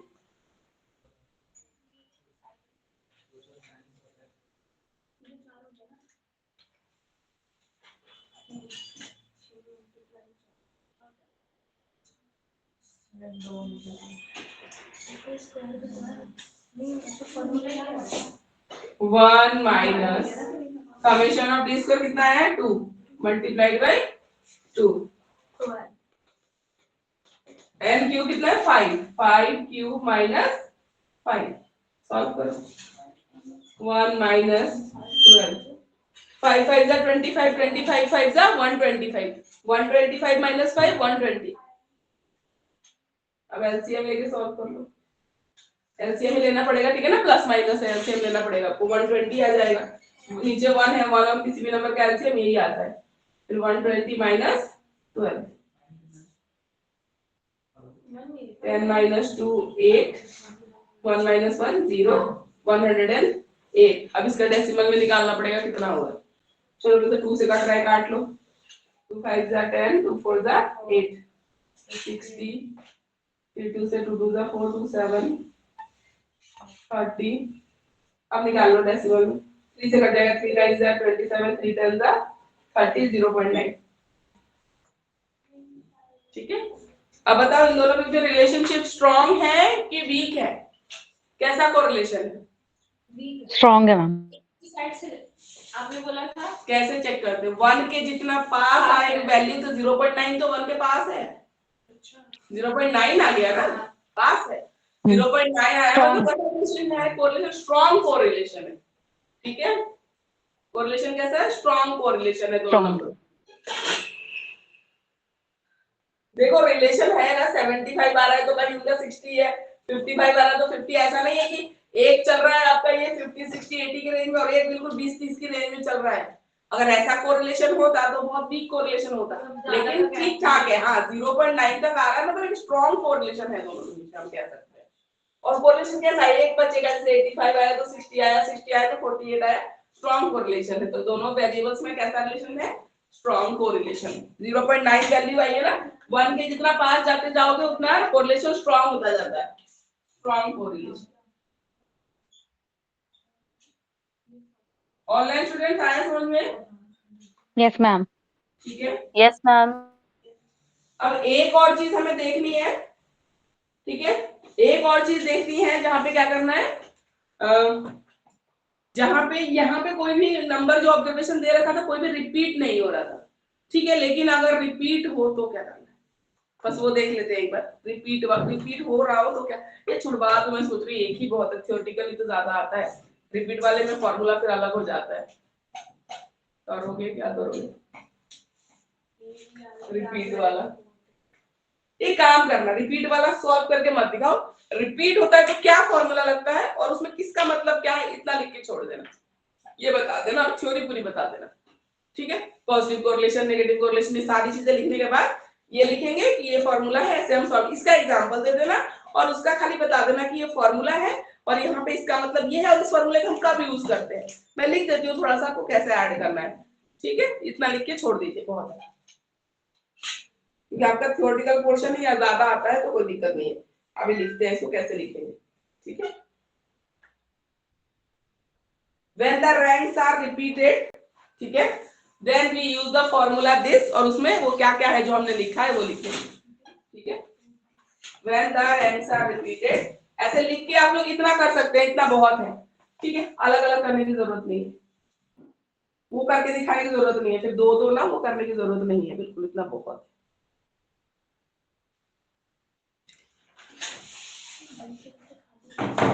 कर्तन अभी हम लिख देते हैं, बस उसका एक और न्यूमेरिकल करने की जरूरत नहीं है। ठीक है, हो जाएगा, बहुत है। अभी अगर अच्छे से कैलकुलेट करके दिखा देते हो मोर देन एनफ है, आपको थ्योरी मांगता ही नहीं है। फिर भी अगर आप एक टेबल दी होती, मतलब ये नंबर दिए होते, कुछ नहीं, नहीं हमको पूरा रख के लाना पड़ेगा, मतलब समझ लेना। हाँ तो आंसर भी समझ के रहना। ये तो देखो इसमें कोई मुश्किल है नहीं है, थोड़ा आप प्रैक्टिस करोगे तो आ जाएगा, इसमें कोई बड़ी बात है नहीं। फॉर्मूले आपको याद जरूर करने पड़ेंगे। ठीक है, दूसरा देखते हैं इसके बाद लिखना कैसे है। जब रैंक्स रिपीट हो, मतलब वैल्यू रिपीट होगी तो रैंक भी रिपीट होगी, है ना। कि अगर किसी बच्चे का मतलब 48 तीन बच्चों का आया हुआ है तो 48 को अगर सेकंड नंबर पे वो आ रहा है नंबर, तो इसको भी 2 उसको भी 2 उसको भी 2 मिलेगा ना। अगर आपका ऑब्जर्वेशन रिपीट हो रहा है मतलब रैंक्स भी रिपीट हो रहे हैं। ठीक है, तो अब हम क्या फॉर्मूला यूज करते हैं, इसके बाद ये वाला लिख के एग्जांपल दिखा के खाली आप इतना लिख देना, when the ranks are repeated, when the ranks are repeated,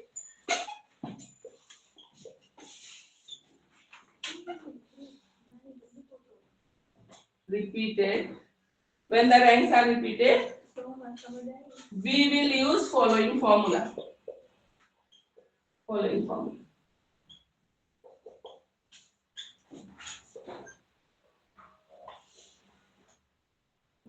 We will use following formula. और इसमें क्या क्या है, ठीक है, वो हम बताएंगे। 1 माइनस 6 जो फॉर्मूले में आता था वो वही है। ठीक है, बस summation of D square change हो जाता है, उसमें ऐसा आएगा। ठीक है, समेशन ऑफ डी स्क्वायर के अलावा भी और चीजें आ जाएंगी इसमें। प्लस, ठीक है, m1 cube minus m1 divided by 12 plus m2 cube minus m2 divided by 12। अगर दो रिपीट हो रहे हैं तो दो ही बहुत है। देखो अगर दो रैंक्स रिपीट हो रहे हैं तो m1 m2 बहुत है। मान लो कहीं पे तीन अगर रिपीट हो रहे हैं तो प्लस लिख के डॉट डॉट डॉट लगा देना। तीन रिपीट हो रहे हो, चार, जितना बड़ा डेटा है उस हिसाब से डिपेंड करेगा, ठीक है। यहाँ तक लिख के प्लस लिख के डॉट डॉट लगा देना। अगर मान लो आगे भी कोई रिपीट हो रहा है तो वो आप यहाँ पे ऐड कर सकते हो, ठीक है। ऐसे लिख के लगा देंगे। फिर नीचे 12 के हैं ये, और नीचे n into n square minus 1, या डायरेक्ट आप n क्यूब माइनस डायरेक्ट लिखो। दो अलग अलग टाइप के लिखोगे ना तो कंफ्यूजन होगी। उस फॉर्मूले में मैंने direct n cube minus n लिखा था ना, उसमें वही लिखा था n क्यूब, मतलब सिर्फ डायरेक्ट लिख दो एक ही बात, इसमें n क्यूब माइनस n। तो यहाँ तक का आपका सारा फॉर्मूला सेम ही रहेगा, तो यहाँ तक सेम ही है ना, बस ये एक्स्ट्रा चीज है जो ऐड हो जाती है अगर रिपीट होगा रैंक तो। ये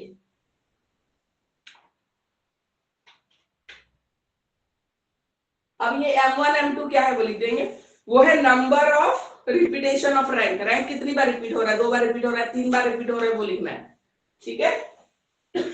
where m1, m2 dot dot जो भी अगर आगे है तो, ठीक है, are the number of repetition, number of repetition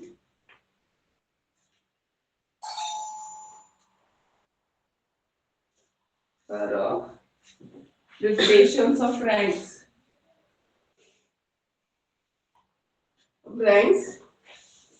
and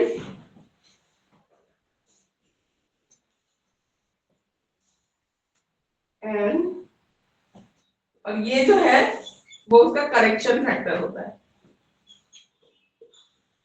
dot dot जो बाकी है they are corresponding correction factors, बस इतना आपको लिख देना है। इसके आगे और सेकंड एग्जांपल करने की जरूरत नहीं है। They are corresponding correction factor,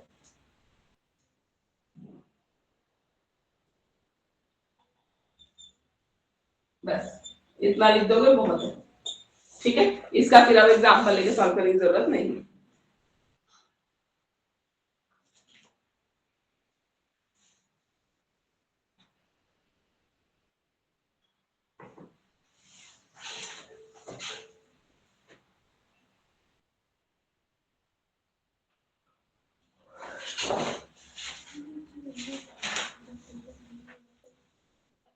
ranks are repeated का एक एग्जांपल इंग्लिश वाले में तो दे रखा है, अगर आपको समझना है आप देख सकते हो, ठीक है। बुक खोल के देखो समझ में आ जाएगा, लिखने की जरूरत नहीं है, इतना बहुत है। लॉन्ग क्वेश्चन भी आता है तो स्पेयरमैन पहले कोरिलेशन बताओ कितने टाइप का होता है, क्या होता है, फिर स्पेयरमैन के बारे में थोड़ा सा बताओ, ठीक है, कैसे निकाला उन्होंने फॉर्मूला वो किया, और बाकी फिर ऐसे सॉल्व करोगे वो सब पूरा बन जाएगा लॉन्ग क्वेश्चन, कोई दिक्कत है ही नहीं। न्यूमेरिकल लिखोगे, ठीक है, उसमें क्वेश्चन भी बना देना एग्जांपल में, find correlation Spearman rank correlation between marks obtained by 5 students in, वो अपने आप लाइन बना के लिख देना और कर लेना, हो जाएगा ये। आप जैसे बता रहे हो ये मार्क्स दिया ही नहीं होगा हाँ। एग्जाम में, तो फिर ये वाला जब दिया नहीं होगा तो हमारा कुछ भी ले लो, कुछ भी ले लो, रिपीट मत करना, बस कुछ भी ले लो अपने हिसाब से ले लो। एक्स्ट्रा में बता दिया है। हाँ, क्योंकि लॉन्ग क्वेश्चन में अगर एक एग्जांपल आप लिखते हो तो अच्छा एक वो बनता है, फुल मार्क्स आने के चांसेस है, बस एक एक एक एक। मैं तो कह रही मीन मीडियन मोड मीन और मैंने अज्यूम मीन और ये सब भी सिखा रखा है, ठीक है। याद आए तो दो करो, नहीं आए तो एक एक तो कम से कम मेंशन करो ही करो, थ्योरी थ्योरी तो लिखनी ही है, ठीक है। कर दोगे तो अच्छा रहेगा। नंबर आप ये देख लो कि दोनों का नंबर ले लो, कुछ भी ले लो, बस रिपीट मत करना, ठीक है। बाकी अगर मान लो यहाँ पे रैंक आगे पीछे भी हो रहा है, कुछ भी हो रहा है, उससे भी कोई फर्क नहीं पड़ रहा, ठीक है। रैंक मान लो यहाँ 1 आया तो यहाँ किसी किसी में क्या आया 0 आया, लेकिन जरूर नहीं कि 0 आना ही चाहिए, नॉट मैंडेटरी, ठीक है। अगर इसका रैंक 1 है, यहाँ 3 आ रहा है, यहाँ अगर 4 है, यहाँ 5 आ रहा है, या 2 आ रहा है, यहाँ 4 है, 2 चलेगा, कोई दिक्कत नहीं है। आपको डिफरेंस लेना है, जरूरी नहीं कि डिफरेंस कहीं ना कहीं 0 आए ही, हो सकता है किसी में ना आए, कोई दिक्कत नहीं है, उससे भी कोई दिक्कत नहीं है। बस आपका जो डिफरेंस आएगा उसको स्क्वायर करो, उसका सम निकालो, फॉर्मूला लगाओ, बस खत्म। तो अपने आप ही कोई भी 5 भी क्यों ले रहे हो, 4 ही बच्चों का ले लो, क्या कर रहे हो तुम्हें, 4 बच्चों का 4 नंबर लिख दो, कोई भी 2 सब्जेक्ट का, ठीक है ना। ऐसे लिख लो, अपने आप लिख लो, रिपीट मत करना बस, क्योंकि वो रिपीट वाला फॉर्मूला नहीं है। रिपीट वाले के लिए फॉर्मूला लगाना पड़ता है, इसको ज्यादा डिटेल में जाने की जरूरत नहीं, ठीक है। हिंदी में दिखाइए एक बार क्या था। न्यूमेरिकल्स थे, क्या था दिखाइए।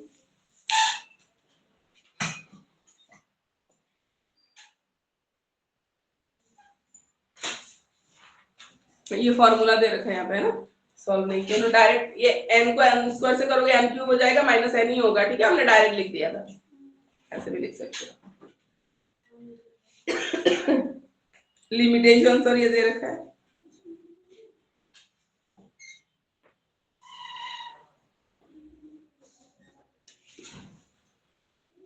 देखो हमारा 0.9 आया था ना, लिखा हुआ है ना 0.91 से 1 वेरी हाई कोरिलेशन रहता है, ठीक है, वो आपको वैल्यू दे रखी है।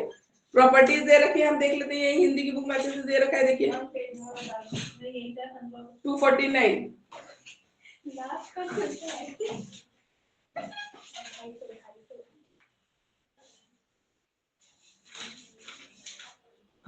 गुण क्या है, सहसंबंध गुणांक की वही कोरिलेशन कोएफिशिएंट हम आसानी से कैलकुलेट कर सकते हैं, तो हमें ऑलरेडी फॉर्मूला दे रखा है, ठीक है। छोटे सैंपल्स में अगर कैलकुलेट करते हैं ना तो ज्यादा इफेक्टिव रिजल्ट हमें मिलता है। रैंकिंग के बेस पे हम इसको करते हैं, हम रैंक असाइन करते हैं इसको, ठीक है। वास्तविक अंकों की शुद्धता मतलब जो डेटा हम ले रहे हैं ना वो थोड़ा बहुत इधर उधर भी हो सकता है, क्योंकि रैंक तो हम असाइन कर रहे हैं, ठीक है। थोड़ा सा कर दो हल्का करके ना, कहाँ कहाँ यूज कर सकते हैं,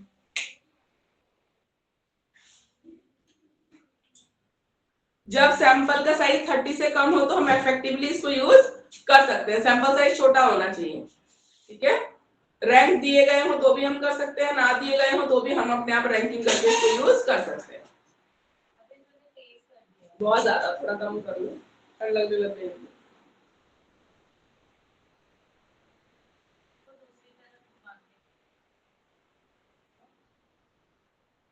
टीचर्स के लिए भी इसके में रिलेशनशिप नीड है, और यही पढ़ाया जा रहा है ना बीएडसी में। 2 सब्जेक्ट के मार्क्स लिए तो एक बच्चे का कैसा है ओवरऑल परफॉर्मेंस में आप 2-2 का वेरिएबल लेके चेक कर सकते हो, ठीक है। लिमिटेशंस क्या है, इसमें एक्चुअल नंबर को हमने इंपॉर्टेंस नहीं दी, हमने तो रैंक को दी ना, एक्चुअल नंबर कितना है उस पे हम, जैसे 100 से 100 में 95 आएगा उसको रैंक 1 देना है, ऐसा तो नहीं है। अगर बच्चे का 100 में मैक्सिमम 75 है तो हम उसी को रैंक 1 दे रहे हैं, समझा ये बात। हमारे डेटा में जो हाईएस्ट है हम उसको रैंक दे रहे हैं, हम कभी एक्चुअल नंबर के ऑथेंटिसिटी पे नहीं जा रहे कि हमने इसको 1 रैंक मान लिया, 100 में तो 60 लाया, मतलब पूरी क्लास के ओवरऑल मार्क्स में 60 है, हम तो उसको रैंक 1 दे रहे हैं, लेकिन 60 ही आया है, वो कोई रैंक 1 नहीं हो सकता, बगल वाली क्लास का 90 रैंक 1 हो, ठीक है। तो हम एक्चुअल नंबर पे जो फोकस नहीं कर रहे हैं ना, वो थोड़ा सा इसके लिमिटेशन में आ जाता है कि हम हमने रैंक दे के और फिर वहां से कैलकुलेट कर ले रहे हैं कोरिलेशन।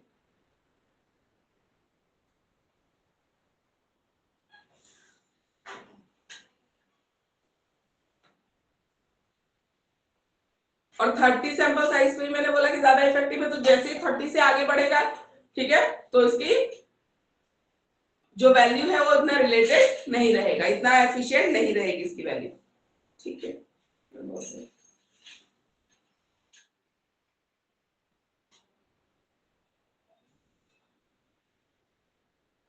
पार्शियल मल्टीप्लाई, चलिए आगे करते हैं, ठीक है। परसेंटाइल रह गया आपका,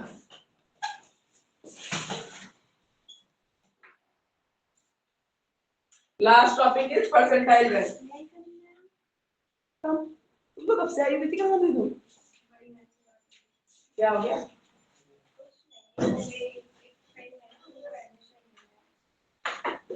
अच्छा,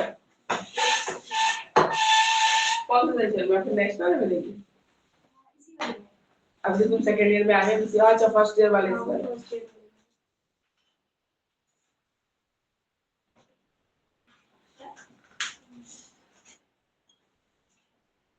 परसेंटाइल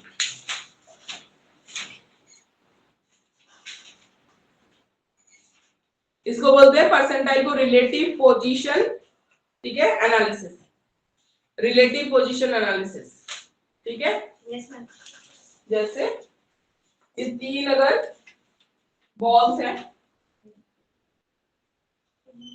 ठीक है, देखो रिलेटिव पोजीशन एनालिसिस में अगर मैं इस बॉल के कंपैरिजन में इसकी पोजीशन पूछूं तो अबव हो जाएगा, इसके रिलेशन में पूछूं तो बिलो हो जाएगा, ठीक है ना। तो कोई पोजीशन हम एनालिसिस कर रहे हैं, ठीक है। जैसे एग्जाम के रिजल्ट्स आते हैं ना, तो आजकल परसेंटाइल बताते हैं, परसेंटाइल एमबीए वगैरह के मार्क्स में तुम कैलकुलेट दोगे, परसेंटाइल बताते हैं। परसेंटाइल का मतलब होता है कितने परसेंट स्टूडेंट्स ना इस स्कोर के नीचे हैं। जैसे अगर 90 परसेंटाइल आया है ना, तो मतलब 100 में से 90 बच्चे इसके नीचे हैं, परसेंटेज, ठीक है। तो अभी हम और देखते हैं इसका, परसेंटाइल बोलते हैं उसको।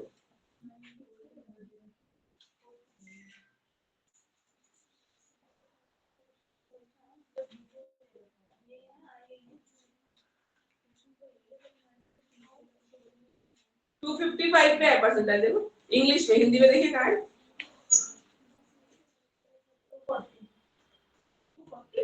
Percentile and percentile rank last यही है। इसके अलावा हम सिग्मा स्कोर और जेड स्कोर भी लेते हैं, पर आपके सिलेबस में नहीं है तो वो जरूरी नहीं है।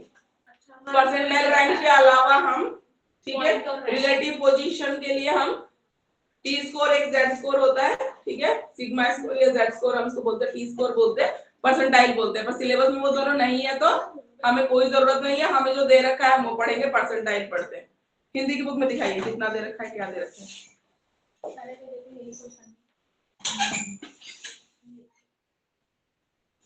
हाँ, सापेक्षिक स्थिति यही है परसेंटाइल।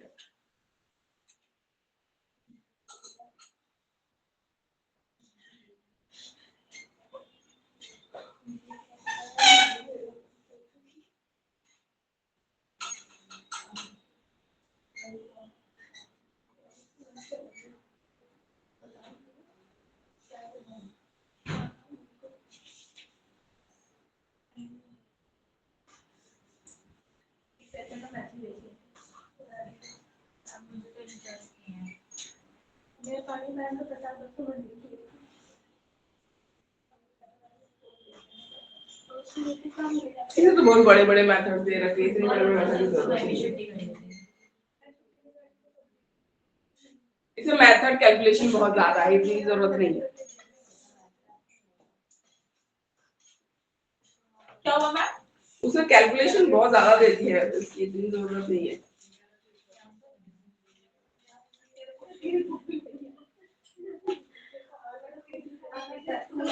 मैंने कुछ लिखा नहीं था इसलिए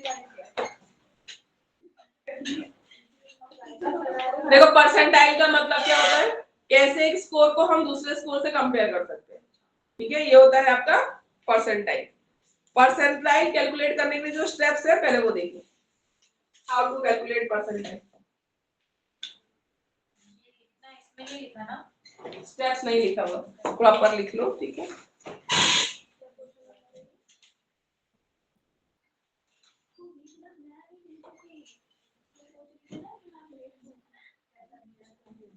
इंग्लिश में परसेंटाइल कैलकुलेशन याद दिला दियो लेकिन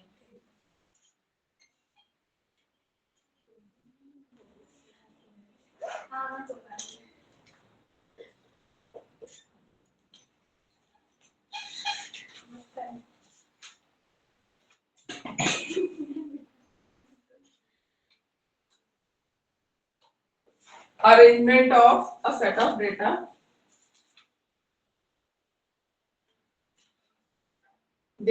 in order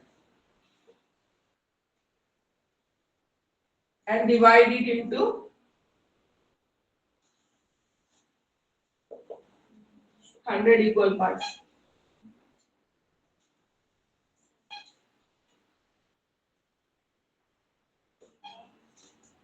क्वार्टाइल डिवीजन में कितने पार्ट में डिवाइड करते थे? क्वार्टाइल, क्वार्टर 4, ठीक है। इसमें कितने पार्ट्स में करना है? 100 इक्वल पार्ट्स में आपको डिवाइड कर लेना है।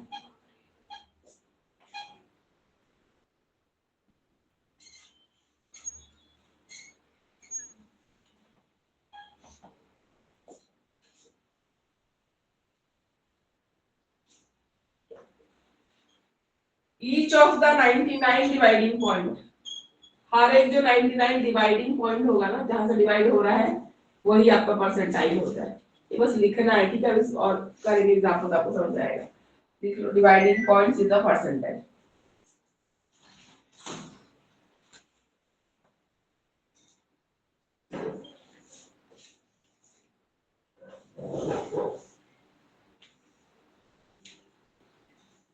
एग्जाम्पल, अगर परसेंटाइल 90 है, 90%, 90th परसेंटाइल है, परसेंटाइल कैसे है 90th, अगर आपने कोई एग्जाम दिया, बोलेंगे आपको परसेंटाइल कितना आया है, 90th परसेंटाइल आया है, इसका मतलब है आपके नीचे 90% स्कोर है, आपको 90% स्कोर से ज्यादा आपका स्कोर है, अगर आपका परसेंटाइल 90th है। एग्जाम्पल लिख लो, कोई दिक्कत नहीं। Example, if a score is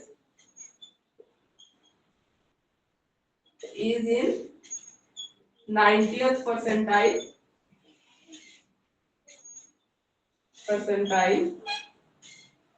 ठीक है, it's higher than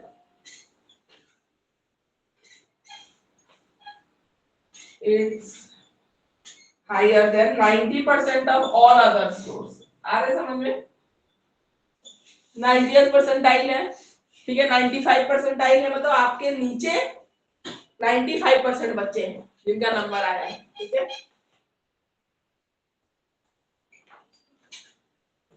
All the other schools।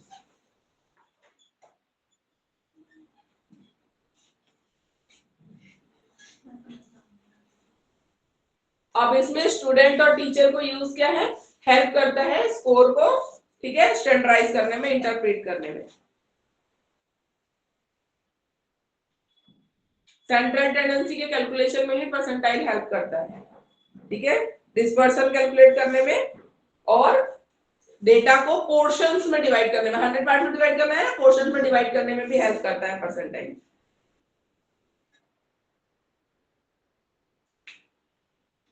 आपके बुक में से करते हैं।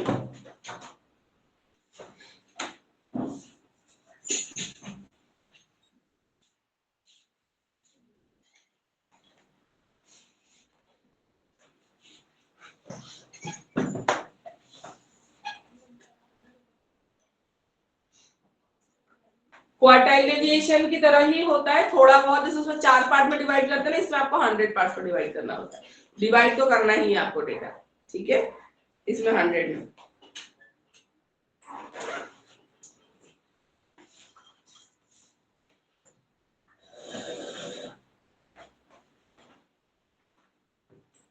फॉर्मूला देखते हैं, ठीक है, फॉर्मूला देखते हैं और सॉल्व करते हैं। छोटा वाला फॉर्मूला वो करते हैं, हिंदी में बहुत बड़े बड़े हैं, ठीक है, वो नहीं कर रहे हैं, छोटा फॉर्मूला करते हैं।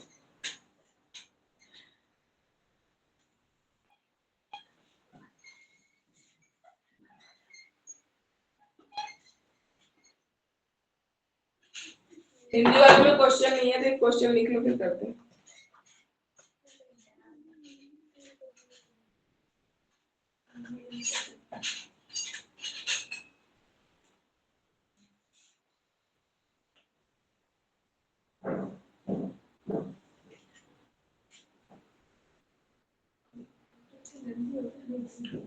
मुझे आलस आते फिर ये क्वेश्चन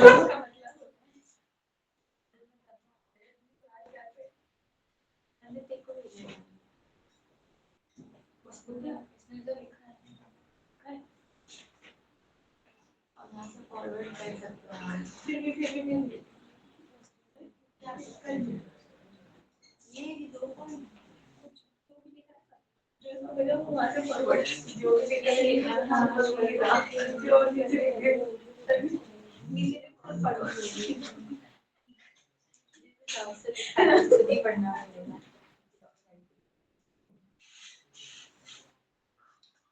देखो, इसमें एक है, 3 फॉर्मूले, अलग अलग फॉर्मूले। नंबर 1 फॉर्मूला,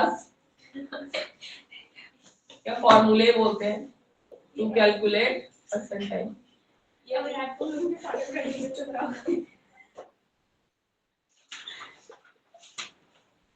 फॉर्मूले सारे लिखते हैं, एग्जांपल किसी एक का करके देखेंगे बस, ठीक है, ठीक है। तो इसमें है, पहला है to find percentile rank,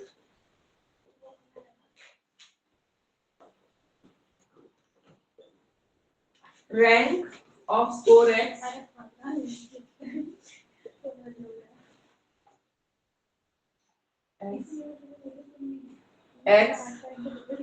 out of a set of n scores, out of a set of n scores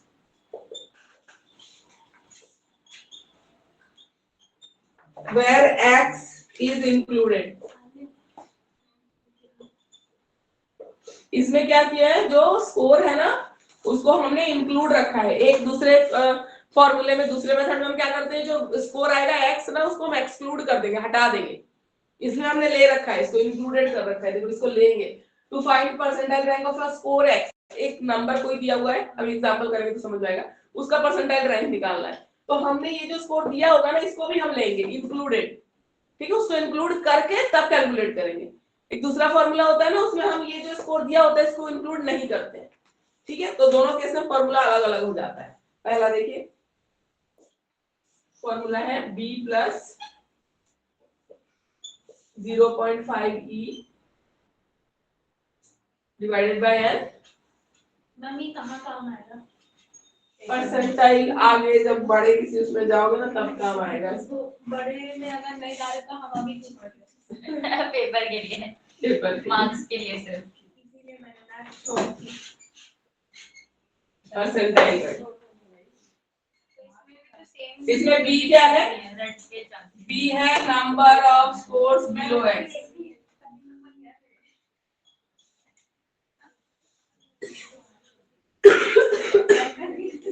x के नीचे कितने नंबर्स हैं, ठीक है, number of scores below x। Ma'am ये क्वेश्चंस आते हैं क्या पेपर में? ऐसा नहीं होता। सबसे आसान तुम पहला वाला स्टैटिस्टिक्स वाला तो कर लो, उसमें कुछ नहीं है, एक बार समझा दो। ना कोई कर्व है ना कोई डेटा है। आऊंगी मैं, वही आएगा, वही थ्योरी चेक के आऊंगी। तो थ्योरी तो लिखी दो, याद रहे तो करो। इतना स्ट्रेस, पानी पी लो, पानी पी। इतना स्ट्रेस लेने की जरूरत नहीं है ना। अगर मान लो तुम थोड़ा बहुत, जहाँ 2 मेथड कराए तुम एक कर लो, लेकिन बाकी करो कि बाकी जो थ्योरी के चैप्टर है फिर उसमें तुम्हारा कोई वो नहीं होना चाहिए। ऐसा होना चाहिए तो फिर ये भी तुम छोड़ रहे हो मैथ्स के चक्कर में, वो भी नहीं कर रहे हो, तो फिर तो दिक्कत हो जाएगी।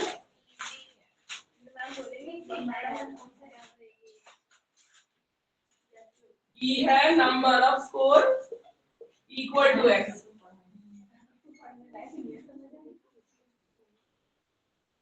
कितने स्कोर्स x के बराबर है, कितने स्कोर्स x से नीचे है, ठीक है। ये है e और b की वैल्यू, और n है नंबर ऑफ स्कोर्स, कितने बच्चों का स्कोर है। एक फॉर्मूला ये लगता है।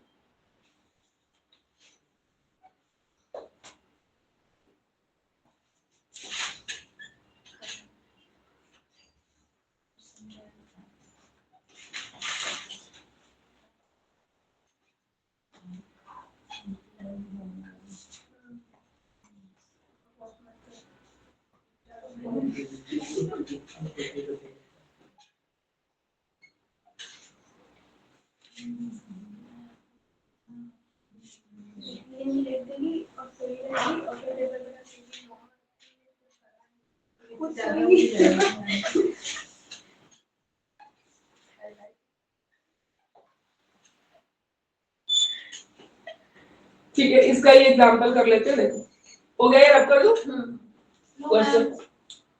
कौन है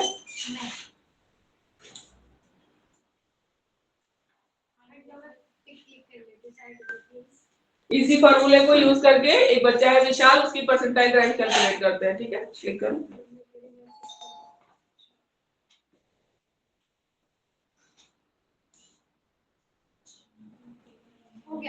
हो गया। इसी फॉर्मूले का यूज करके एक हम न्यूमेरिकल सॉल्व करते हैं। इंग्लिश की बुक में दिया हुआ है, देखिए पेज नंबर 256 पे एग्जांपल दिया हुआ है। मैम आपने बताया था ना एग्जाम जुलाई या अगस्त में ही होगा, जैसा अभी हुआ था।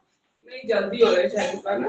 क्या क्या पहला एग्जाम आपने बोला था लास्ट ईयर से तो कॉलेज आ रहा है ना, वाइवा होता है महीने पहले, वाइवा होता है, इसके बाद एग्जाम होता है। जल्दी हो रहा है। सेकंड ईयर में पहले वाइवा होता है।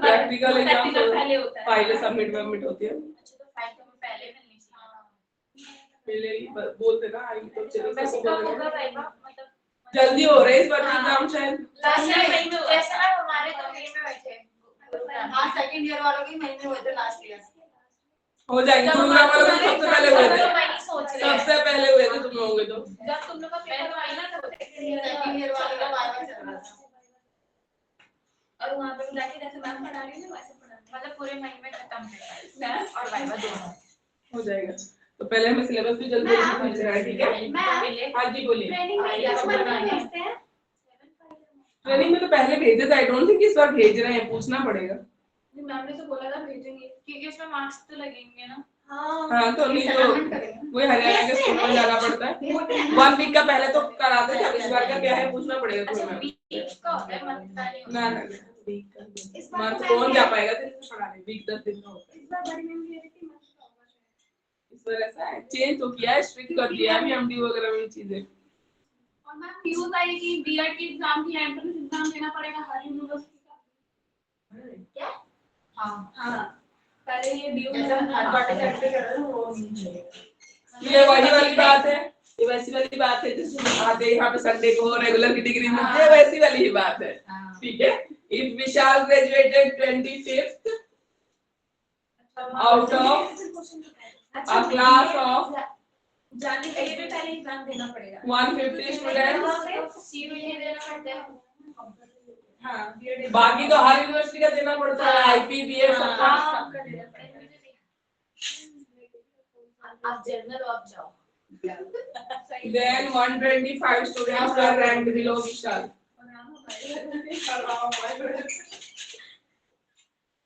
were ranked below Vishal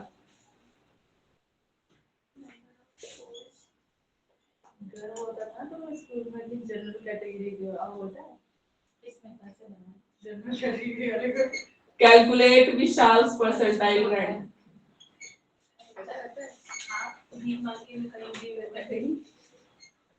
percentile rank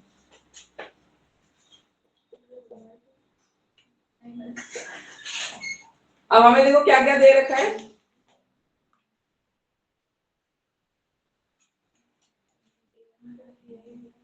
x दे रखा है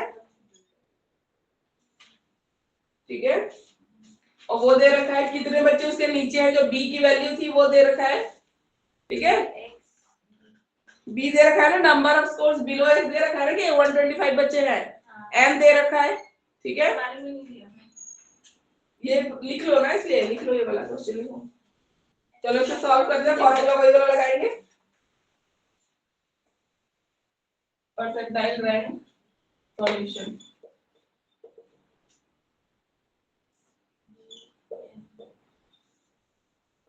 rank is equal to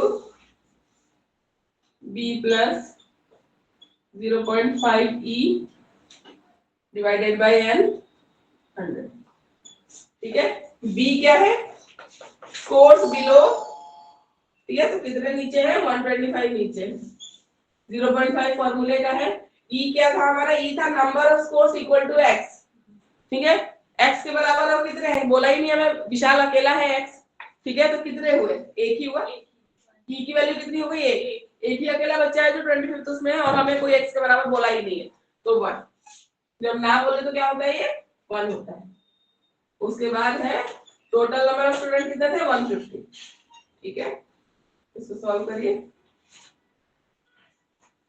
और डॉट इसको प्लस करो 125.5 हो जाएगा इसको मल्टीप्लाई करोगे तो सेम ही रहेगा 1 से ठीक है प्लस करेंगे तो 125.5 डिवाइडेड बाय 150 तो सॉल्व करो ठीक है सॉल्व कर लेना तो डायरेक्ट लिखो नंबर ठीक है तो डायरेक्ट सॉल्व करेंगे तो ये आ जाएगा समथिंग 0.836 ठीक है 0.836 तो 3 के बाद ये 5 से बड़ा नंबर आ गया राउंड ऑफ करेंगे तो 84 100 से डिवाइड भी होगा ये होगा ना मल्टीप्लाई वगैरह होगा टोटल ठीक है ये आ जाएगा तो ये तो टोटल आ जाएगा आपका 84 परसेंटाइल 84 परसेंटाइल ये पूरा कैलकुलेट करोगे तो ये आ जाएगा 84 परसेंटाइल ये से निकालते हैं हम परसेंटाइल रैंक।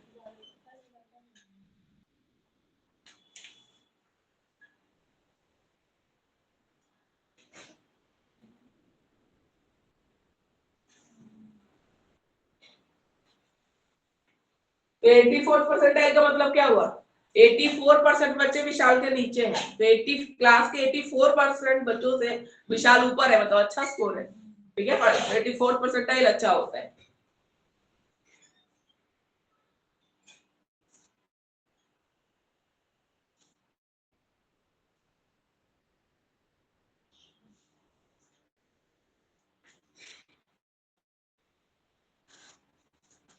परसेंटाइल रैंक क्या होता है? रैंक 0 से 100 के बीच में नंबर होता है।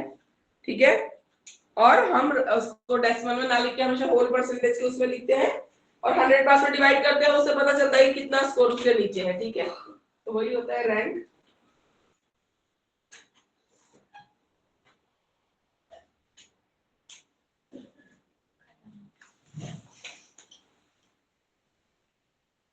Percentile ranks are often normally distributed, मतलब परसेंटाइल रैंक का अगर आप ग्राफ बनाते हो या कर्व बनाएंगे तो normal probability curve you will get.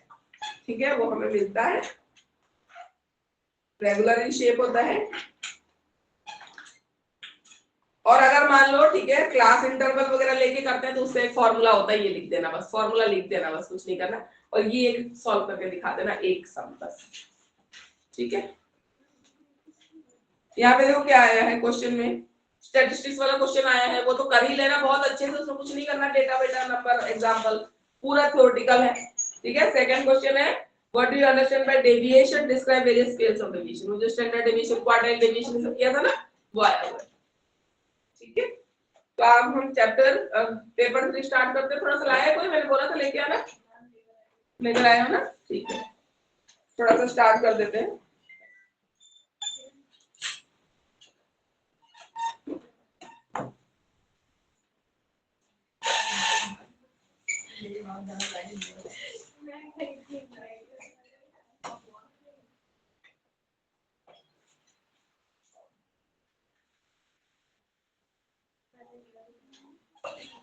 Paper 2 is completed. ठीक है, पेपर 2 आपका पूरा कंप्लीट हो गया है।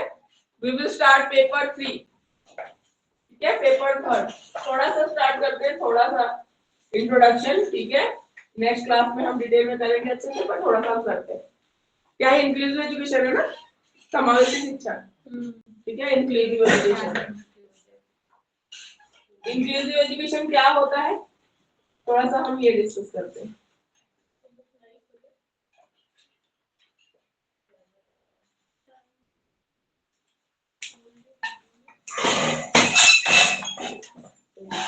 थोड़ा सा नीचे करना पड़ेगा, यहाँ से भी है ना, यहाँ से अब दिख रहे हैं, बैठे दिख रहा है तो आपको देखना। ठीक है, हाँ ठीक है।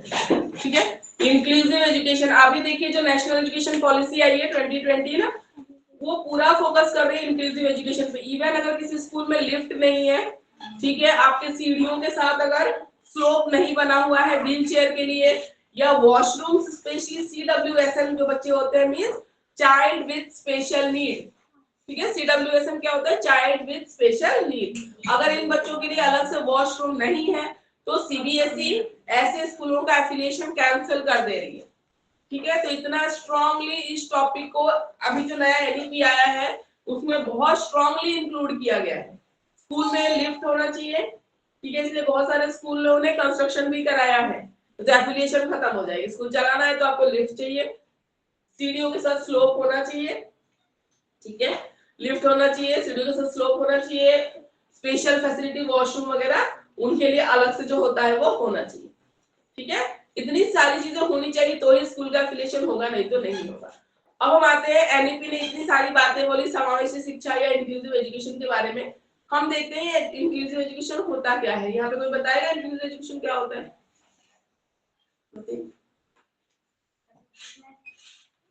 बोलो। हाँ, वो एक इंक्लूसिव एजुकेशन में इंटेलिजेंट तो है, बाकी जो फिजिकल वाले भी। क्या बताइए? एक साथ लेके हाँ, चलोगे किसी में भी ऑनेस्टली डेवलपमेंट की बात है। समावेशी। उसमें जैसे ब्लाइंड है बच्चा, ठीक है, या फिजिकली हैंडीकैप है, ठीक है, या स्लो लर्नर है, या मेंटली रिटार्डेड है, any kind of disability if he is having और she is having, she should not और he should not left behind, उसको पीछे छोड़ के नहीं जाना, they are also part of this society, वो भी इस समाज का एक हिस्सा है, ठीक है, तो उसको नॉर्मल स्कूल में जाने का उतना ही राइट है जितना एक नॉर्मल बच्चे को है, ठीक है। तो इंक्लूसिव एजुकेशन कहता है कि ये जो हर तरीके की स्पेशल एबिलिटी, आजकल तो हम डिसेबिलिटी भी नहीं बोलते, we are not using the term disability, ठीक है, स्पेशली एबल्ड पर्सन बोलते हैं, डिसेबल्ड पर्सन तो बोलते भी नहीं है, ठीक है। तो बोलते हैं कि इनको भी नॉर्मल स्कूल में जाने का उतना ही राइट है जितना नॉर्मल बच्चों को है, ठीक है, जितनी अपॉर्चुनिटी उनको मिल रही है उतनी इनको भी मिलनी चाहिए, ठीक है। तो इसको बोलते हैं इंक्लूसिव एजुकेशन, ठीक है। अब देखिए मैं अपना एग्जांपल आपको बताती हूँ, हमने कभी भी आजकल के बच्चे अगर ऐसे कोई बच्चा उनकी क्लास में रहेगा तो एटलीस्ट वो उनको पता रहेगा कि ऐसे बच्चों को कैसे डील करते हैं, या किस काइंड की हेल्प, किस तरीके की हेल्प इन बच्चों को चाहिए होती है।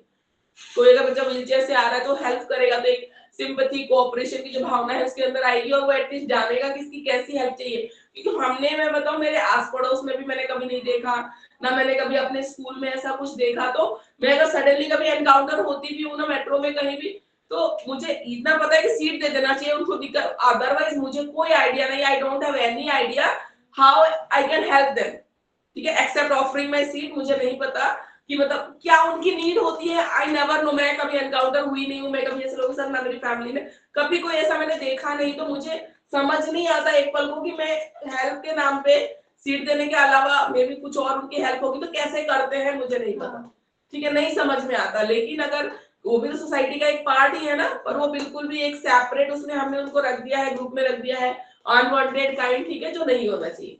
और आजकल के बच्चे अगर ऐसे बच्चों के साथ रहेंगे तो एटलीस्ट वो बड़े भी होंगे ना, दे नो कि ठीक है उनको किस काइंड की हेल्प चाहिए होती है और कैसे उनकी हेल्प करनी है, ठीक है। अब ये तो हो गई स्कूल की बात, बाकी बताओ आप आसपास के प्लेसेस में कुछ चीजें ऑब्जर्व करते हो, चेंजेस ऑब्जर्व करते हो जो पहले नहीं थी अब हुई है, ठीक है, इसी चीज को इम्प्लीमेंट करने के लिए एक इंक्लूसिव जो हम एनवायरनमेंट प्रोवाइड करते हैं, बताओ कुछ, आप बताओ। वो तो स्कूल की बात हो गई, स्कूल के अलावा बताइए, आपने नेबरहुड में चेंज देखा होगा, सोसाइटी में आसपास क्या चेंज देखा है, क्या है इनके ऐसे लोगों के? मेरे को कहा था मैंने कुछ national institute of children with disability aids करके कुछ ऑर्गेनाइजेशन में काम करते हैं बच्चों के, ताकि बच्चों को एक साथ रखा जाए, एम्पावरमेंट लाई जा सके, ऐसे कुछ है, ऐसा नाम नहीं है। और बताइए, जैसे लो फ्लोर बसेस है वो क्या है? पहले लो फ्लोर बसेस नहीं होती थी, हम जब छोटे थे हमने कभी लो फ्लोर बसेस नहीं देखी, उस टाइम पे नहीं होती थी। आजकल लो फ्लोर बसेस की इतनी डिमांड है, क्यों? ताकि सोसाइटी इंक्लूसिव बने। अगर कोई व्हील चेयर से भी है ना लो फ्लोर बस में व्हील चेयर चढ़ जाती है, वो स्टेप वाली जो बसेस होती है ना उसमें कैसे चढ़ेगी, रोडवेज की जो बसेस होती है उसमें नहीं चढ़ सकती। और बताइए, ऑरेंज वाली जो गवर्नमेंट बस है उसमें नहीं, जो आप बता रहे हाँ, अच्छा, लेकिन फिर बाकियों में है ना, लो फ्लोर बसेस चल रही है ना दिल्ली में, तो है उनकी फैसिलिटी के लिए कि व्हील चेयर चढ़ जाए, वो आराम से चढ़ जाएगा, पैर में दिक्कत है तो उनको सीढ़ियां में चढ़नी पड़े, वो एक पैर उठाए और बस के अंदर है, ठीक है। और बताइए ऐसी कोई चीजें जो आप ऑब्जर्व करते हो, ऑनलाइन स्टूडेंट्स आल्सो, आप बताइए। मैम स्पेशल नीड के लिए मेट्रो में और बसेस में सीट्स अवेलेबल होती हैं। बिल्कुल। और कुछ, अगर आपने कभी ट्रेन से जर्नी की होगी, ट्रेन में जो इंस्ट्रक्शंस लिखे होते हैं ना वो ब्राइल मेथड में भी होते हैं, या सीट नंबर्स भी आजकल ब्राइल में कर दिए गए ऊपर वाली हैं। सीट्स नहीं देते उनको, नीचे वाली देते हैं, वो तो देते हैं, ठीक है, और ब्राइल में भी जो अगर ब्लाइंड पर्सन है ना, सीट का नंबर भी रेज डॉट जो सिस्टम होता है डॉट वाला, सीट नंबर भी वो टच करके अपनी सीट देख सके, ठीक है, पता कर सके कि क्या सीट नंबर वहां पे लिखा हुआ है, ठीक है, एक ये भी है। और बताइए कुछ आपने ऑब्जर्व किया होगा। मैम मेट्रो और स्टेशन में ना स्पेशल लोग भी अपॉइंट किए गए उनके हेल्प के लिए। बिल्कुल, उनको जॉब देना। बैंक में देखो मैं हेल्प यू में, ये पीएनबी वगैरह में चले जाओ, वहां पे सारे लोग ही आपको ऐसे ही मिलेंगे, ये तो ब्लाइंड होते हैं, ठीक है, या पैर से दिक्कत होती है, ठीक है, इस टाइप के लोग आपको मिलेंगे, क्योंकि उनके वोकेशन का जो है, ठीक है, मैनेज करना है, गवर्नमेंट की रिस्पॉन्सिबिलिटी है, तो एक सीट बुक ही रहती है कि ये जॉब ऐसे ही लोगों को दिया जाएगा। तो मैं हेल्प यू सेक्शन में फॉर्म देना है, ठीक है, उसमें ब्लाइंड लोग हैं। बैंक में कभी आपने ऑब्जर्व किया होगा, जो फॉर्म सिर्फ लेना होता है ना कि इसका नया अकाउंट खुलवाना है, इसका फॉर्म, तो उनको आइडिया रहता है कि ये फॉर्म इसका, ये फॉर्म इसका, अगर वो ब्लाइंड भी है तो आपको एग्जैक्ट फॉर्म निकाल के दे देते हैं, ठीक है। तो ऐसा होता है, वो टच करके अपना देख लेते हैं, उनको आइडिया रहता है कि नंबर 1 में मैंने ये रखा है, नंबर 2 में ऐसा होता है उनका, तो वो आपको एग्जैक्ट फॉर्म निकाल के दे देंगे जिस चीज की नीड रहेगी, ठीक है। तो उनके वोकेशन के लिए किया गया है, तो बहुत सारी चीजें ऐसी की गई है ताकि वो अनवांटेड या वो ऐसा फील ना करे, वो भी सोसाइटी की मेन स्ट्रीम का पार्ट है, ठीक है। तो ये सारी चीजें हैं। तो इंक्लूसिव एजुकेशन को स्कूल में हम कैसे इम्प्लीमेंट करेंगे, क्या होता है, थोड़ा सा हम देखते लाइव। कोई बात नहीं, लाओ दे दो, ठीक है।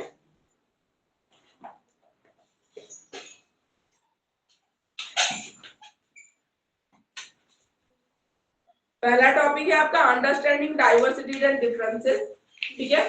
जो डाइवर्सिटी या डिफरेंस है वो किस फील्ड में आ रहा है, बच्चे को आईज में इश्यू है, ठीक है, बच्चा स्लो लर्नर हो रहा है, कि बच्चे को चलने में दिक्कत है, हाथ में दिक्कत है, किस चीज में दिक्कत है, ठीक है। तो ये सारे किस एरिया में आ रहा है, उसमें फिर characteristics and types of various disability, जैसे विजुअल है, ठीक है, अलग अलग टाइप की है, जैसे विजुअल हो सकता है, विजुअल में जरूरी नहीं कि पर्सन पूरा पूरा ब्लाइंड हो, ठीक है, पार्शियल ब्लाइंडनेस भी होता है, ठीक है, ये बहुत बिल्कुल पास से दिखता है, दूर जाओगे नहीं दिखता है, ठीक है, ये सब चीजें होती है।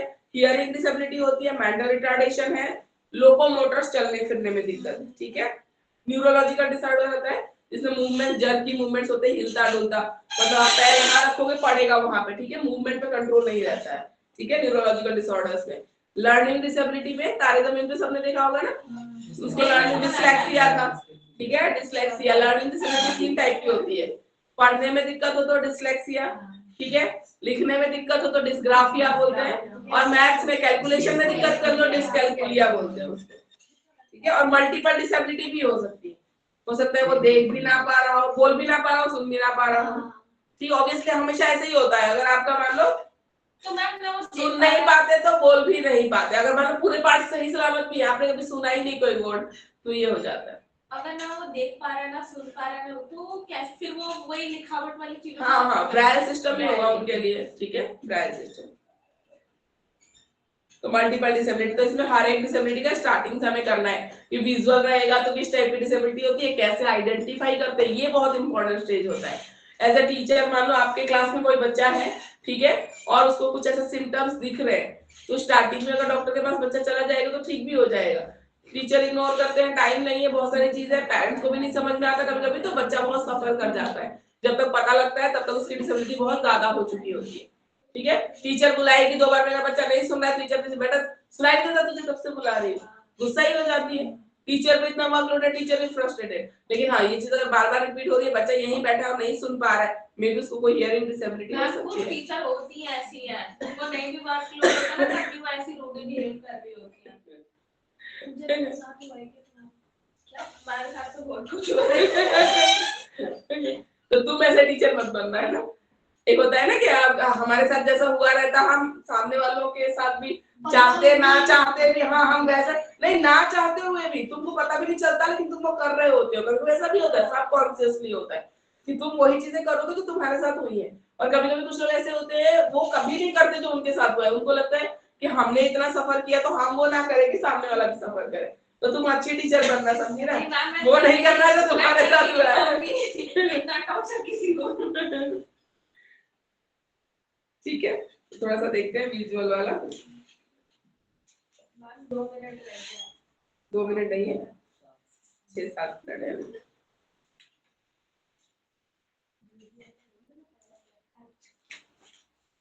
तो ये मैंने बोला पार्शियल ब्लाइंडनेस होती है और कंप्लीट ब्लाइंडनेस होती है, 2 टाइप की होती है, ठीक है, पार्शियल और कंप्लीट होती है।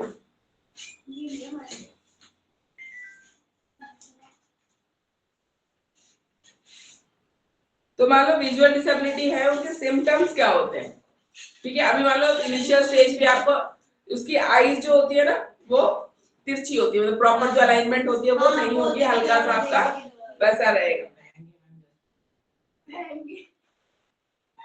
वो तो अलग है, वो तो नॉर्मल आईज में भी होता है कि आप देख कहीं रहे हो पता नहीं चलता। आंखों की पलकों में सूजन या खुजली होना, ठीक है, इचिंग होना, और ये पानी आना, आंखों से पानी आना। कोई बच्चा है आपकी क्लास में कंटिन्यू अगर पानी आ रहा है, ठीक है, तो आप थोड़ा सा पता रहेगा तो आप ऑब्जर्व तो करोगे, इसकी आंखों में पानी आ रहा है, स्पेक्स लगा हुआ होगा ना, नहीं लगा ऐसा तो लगेगा ही चीजों में। मेरे को आई फ्लू हो गया मैम जाना पड़ता है नहीं है दिमाग पर गहरा अंधे हो जाओगे नहीं तो दिखा लेना ना, कंटिन्यूटी में पानी आना फिर अच्छी बात नहीं है। टाइम नहीं है ना टीचर है ना कुछ भी है, हर जॉब में टाइम नहीं है, पर अपने लिए तो टाइम निकालना पड़ता है। लगा आखिर ये कौन सा टीचर बता आप फिर डॉक्टर बन गए ना ठीक है, फिर लाइट से अगर ज्यादा प्रॉब्लम हो रही है, उसको इससे आंख नहीं खोल पा रहा है, सनलाइट में ज्यादा रोशनी में आंख नहीं खोल पा रहा। जिन बच्चों को स्पेक्स लगा होता है ना, वो सनलाइट से बहुत इरिटेट हो जाता है, अगर सामने से पड़ता है उनको दिक्कत होती है। ठीक है, आजकल तो बच्चों को है फोन की वजह से हाँ, मैम इतने छोटे बच्चों को लगे हैं जिससे सबको बुरा हाल है बिल्कुल। ठीक है, और बोर्ड पे अगर आपने कुछ लिखा है, बच्चा देख नहीं पा रहा, बार बार कंप्लेन कर रहा है, तो भी उसको दिक्कत हो सकती है। और बिल्कुल रीडिंग हैबिट्स ऐसे हैं, बिल्कुल आंखों के पास बुक को लेकर पढ़ना।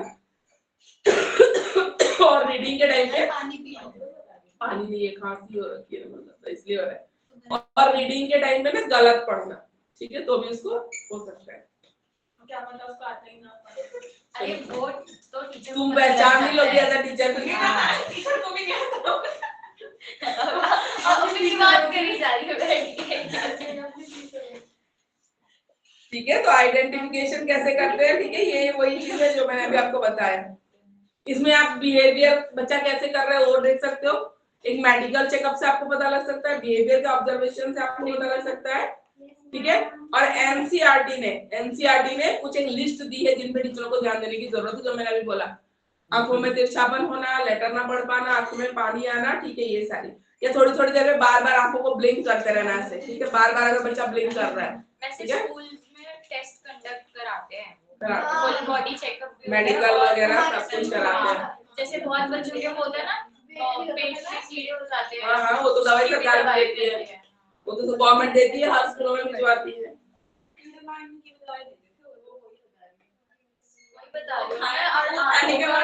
या रीडिंग के टाइम पे बच्चा अगर एक आई को ढक के पढ़ रहा है, इसको नहीं प्रॉपर वो हो रहा है ना, तो ठीक है, या बहुत दूर देखते टाइम में आंखों को रब कर रहा है, ठीक है, या ब्लिंक कर रहा है बार बार, तो ये सब दिक्कत है। या उसकी आई ये जो आईलैशेस हैं, पलके हैं, वो बहुत छोटी है, नॉर्मल की तरह नहीं है, तो वो भी एक सिम्टम हो सकता है। ठीक है, चलते समय अगर वो गलत पैर डाल रहा है, लड़खड़ा रहा है, ठीक है, प्रॉपर बैलेंस नहीं बना पा रहा है, तो भी हो सकता है।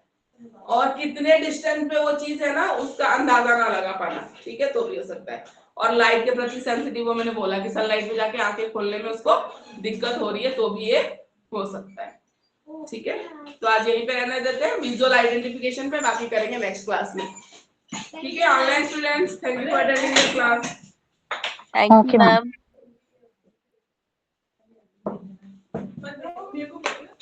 Thank you ma'am.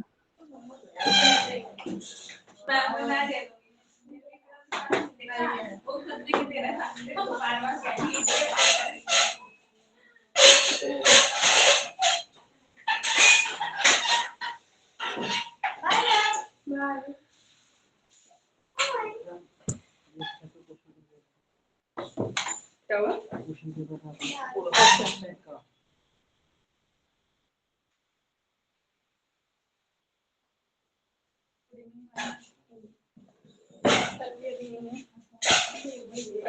साइंस में तो वैसे बनाया, सेक्शन ए में इंग्लिश और रीडिंग है, जो मैंने बोला था, राइटिंग ग्रामर है, शॉर्ट में लिटरेचर बनाया हुआ ही है।